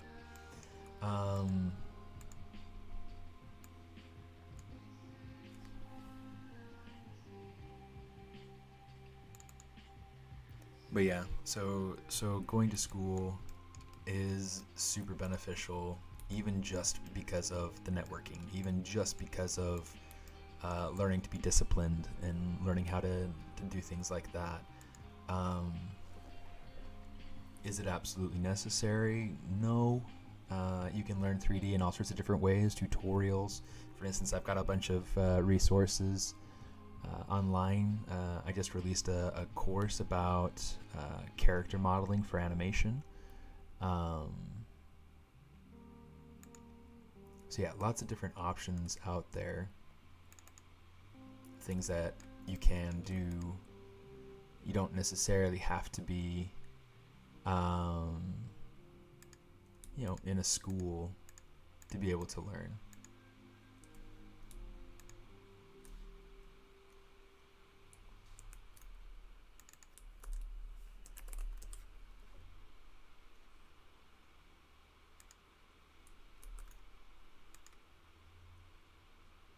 So yeah, it's a good question though.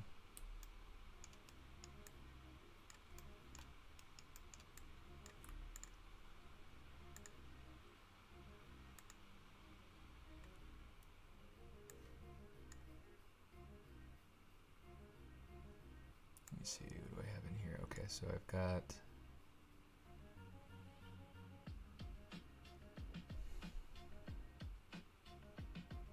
let's bring in the kitchen.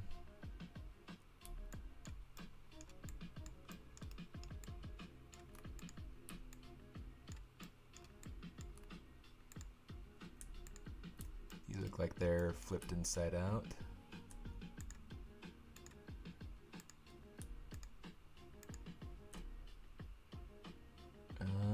Mesh display, unlock normals.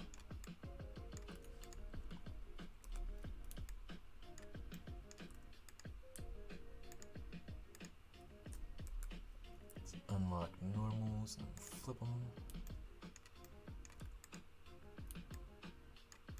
Oh, look at that.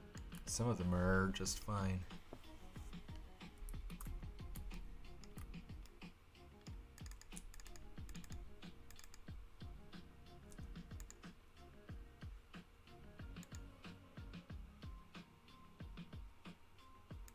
Here, I guess we'll select the tool or select the whole thing, and then we'll say unlock normals.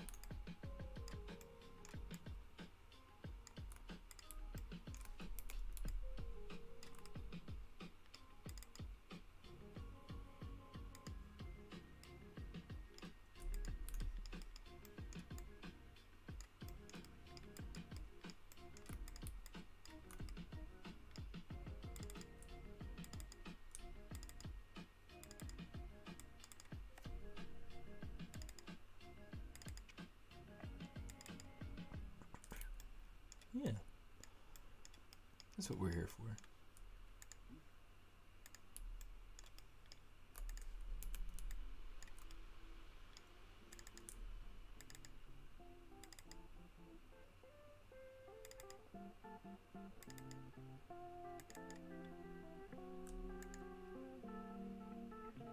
Did I miss it? I missed the button. There we go.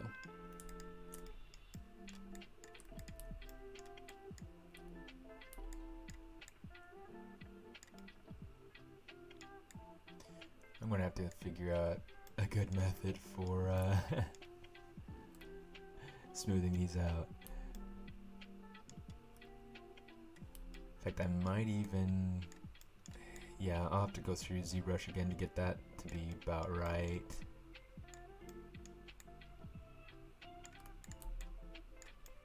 But you know, hey, we're starting.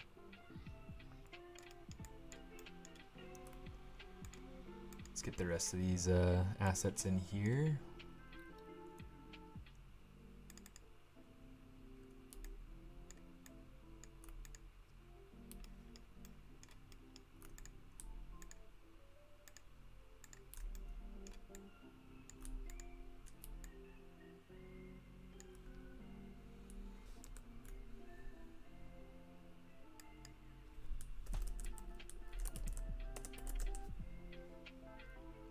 Chair, sofa, into the living room.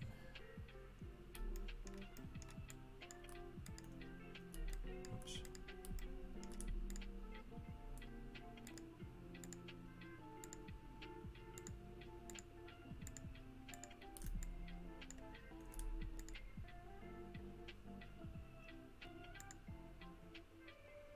There we go.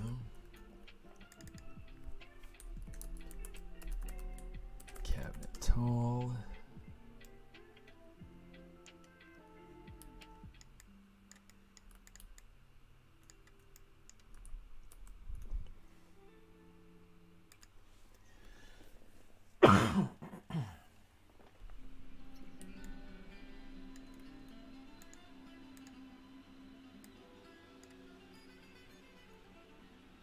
See, table central. Yeah, see, here's an instance where it's like the it only exported the table surface. Dang it. So I'm gonna have to re-export that from ZBrush Oh shoot. Import. Table corner. Yeah, see that one turned out nice.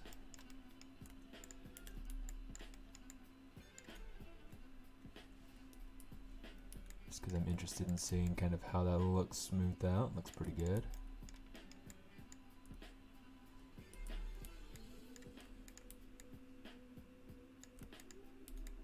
I do want to go through and kind of bevel out some of these.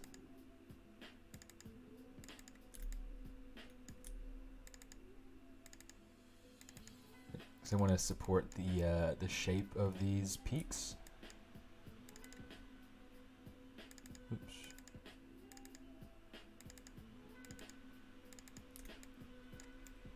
And since it's just a loop kind of going all the way around,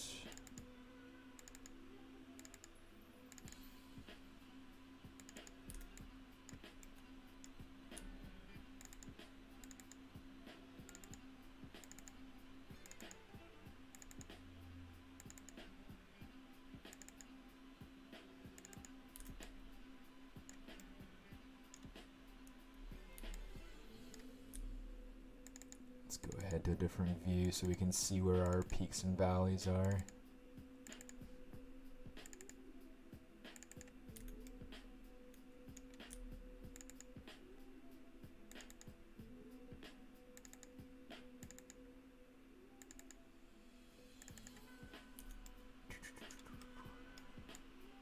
Flying desk, yeah. Am I going to render? Yeah, eventually. I mean, I've got a long way to go before I have something worth rendering. Oops. But what I'll probably end up doing is I'll start working on setting up some basic lighting and figuring out kind of what that would look like. You know, to kind of figure out time of day, figure out mood, different things like that to help really sell the idea that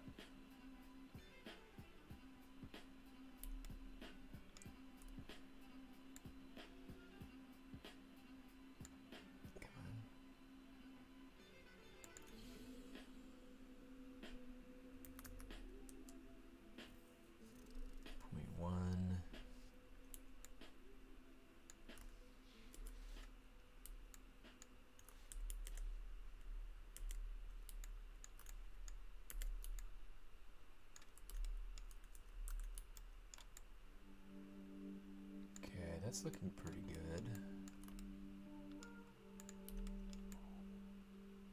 I'll do with that.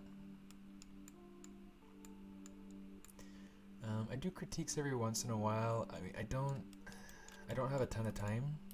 I mean, I know it looks like I'm kind of goofing off working on a personal project, but this is something for an application for Pixar, so I just figured I'd get on and work so as to be able to hopefully have something, you know, show it as I'm working in case it's helpful to somebody else. But yeah, I mean, I don't really get a ton of time to be able to do critiques. That being said, I mean, I do have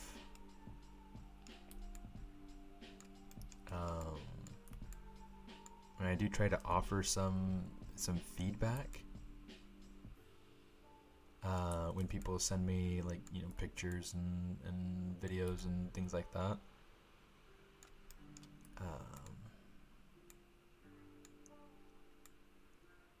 But yeah, that's kind of how I go about it. Is just when people have things that they want to try to, you know, show me and share with me and whatnot, I try to give feedback.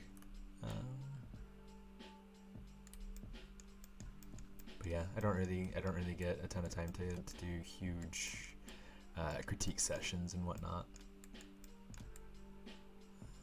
If that answers your question.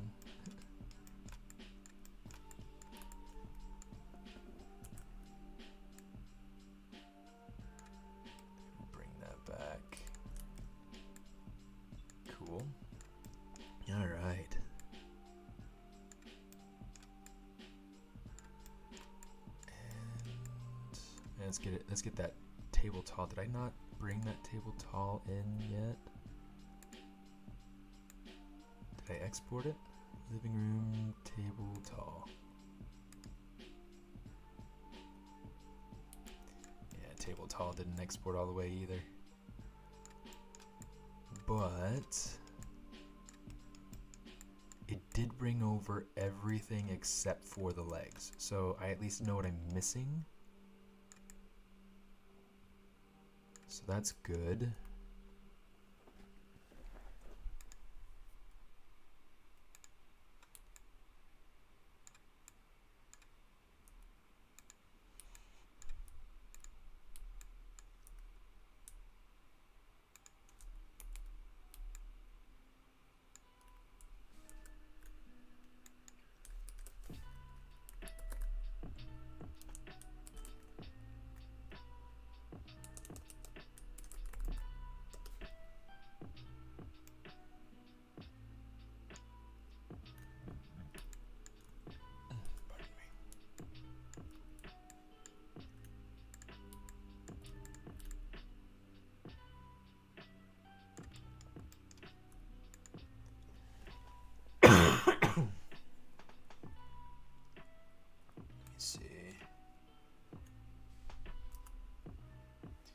Let's go over to the table tall stuff.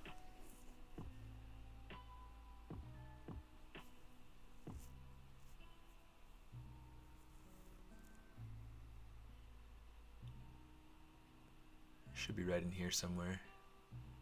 There we go.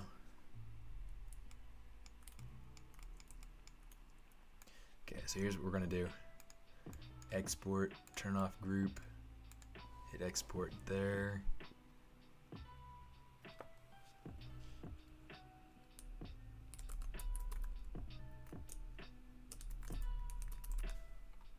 Let's say living room table tall.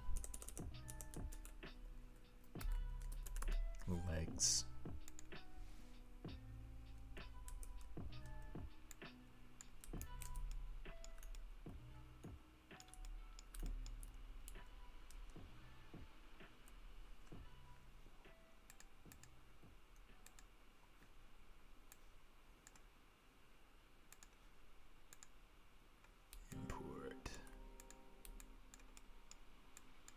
Alright. So much better. Alright. Okay, this is starting to come along. Definitely, like way more exciting to look at now and easier to kind of look at different areas of the model as well. So yeah. Qualify that as a success. Alright, so here we go. Moving forward. We have other things to bring over and in, but yeah, that's good enough for now. Let's save that and we'll call it good for tonight. Thanks everybody for coming over and you know, having fun with me and watching through the stream. Hope you guys stay safe, stay healthy, don't get sick, it sucks. Yeah, if you'd like to be able to find me, you can find me over on Instagram under SMAARTIST, SMAARTIST. And yeah, hope to see you guys around. Be sure to go check out the coupon code for half off of my character modeling course, which released yesterday. So yeah. Hope you guys have a good evening.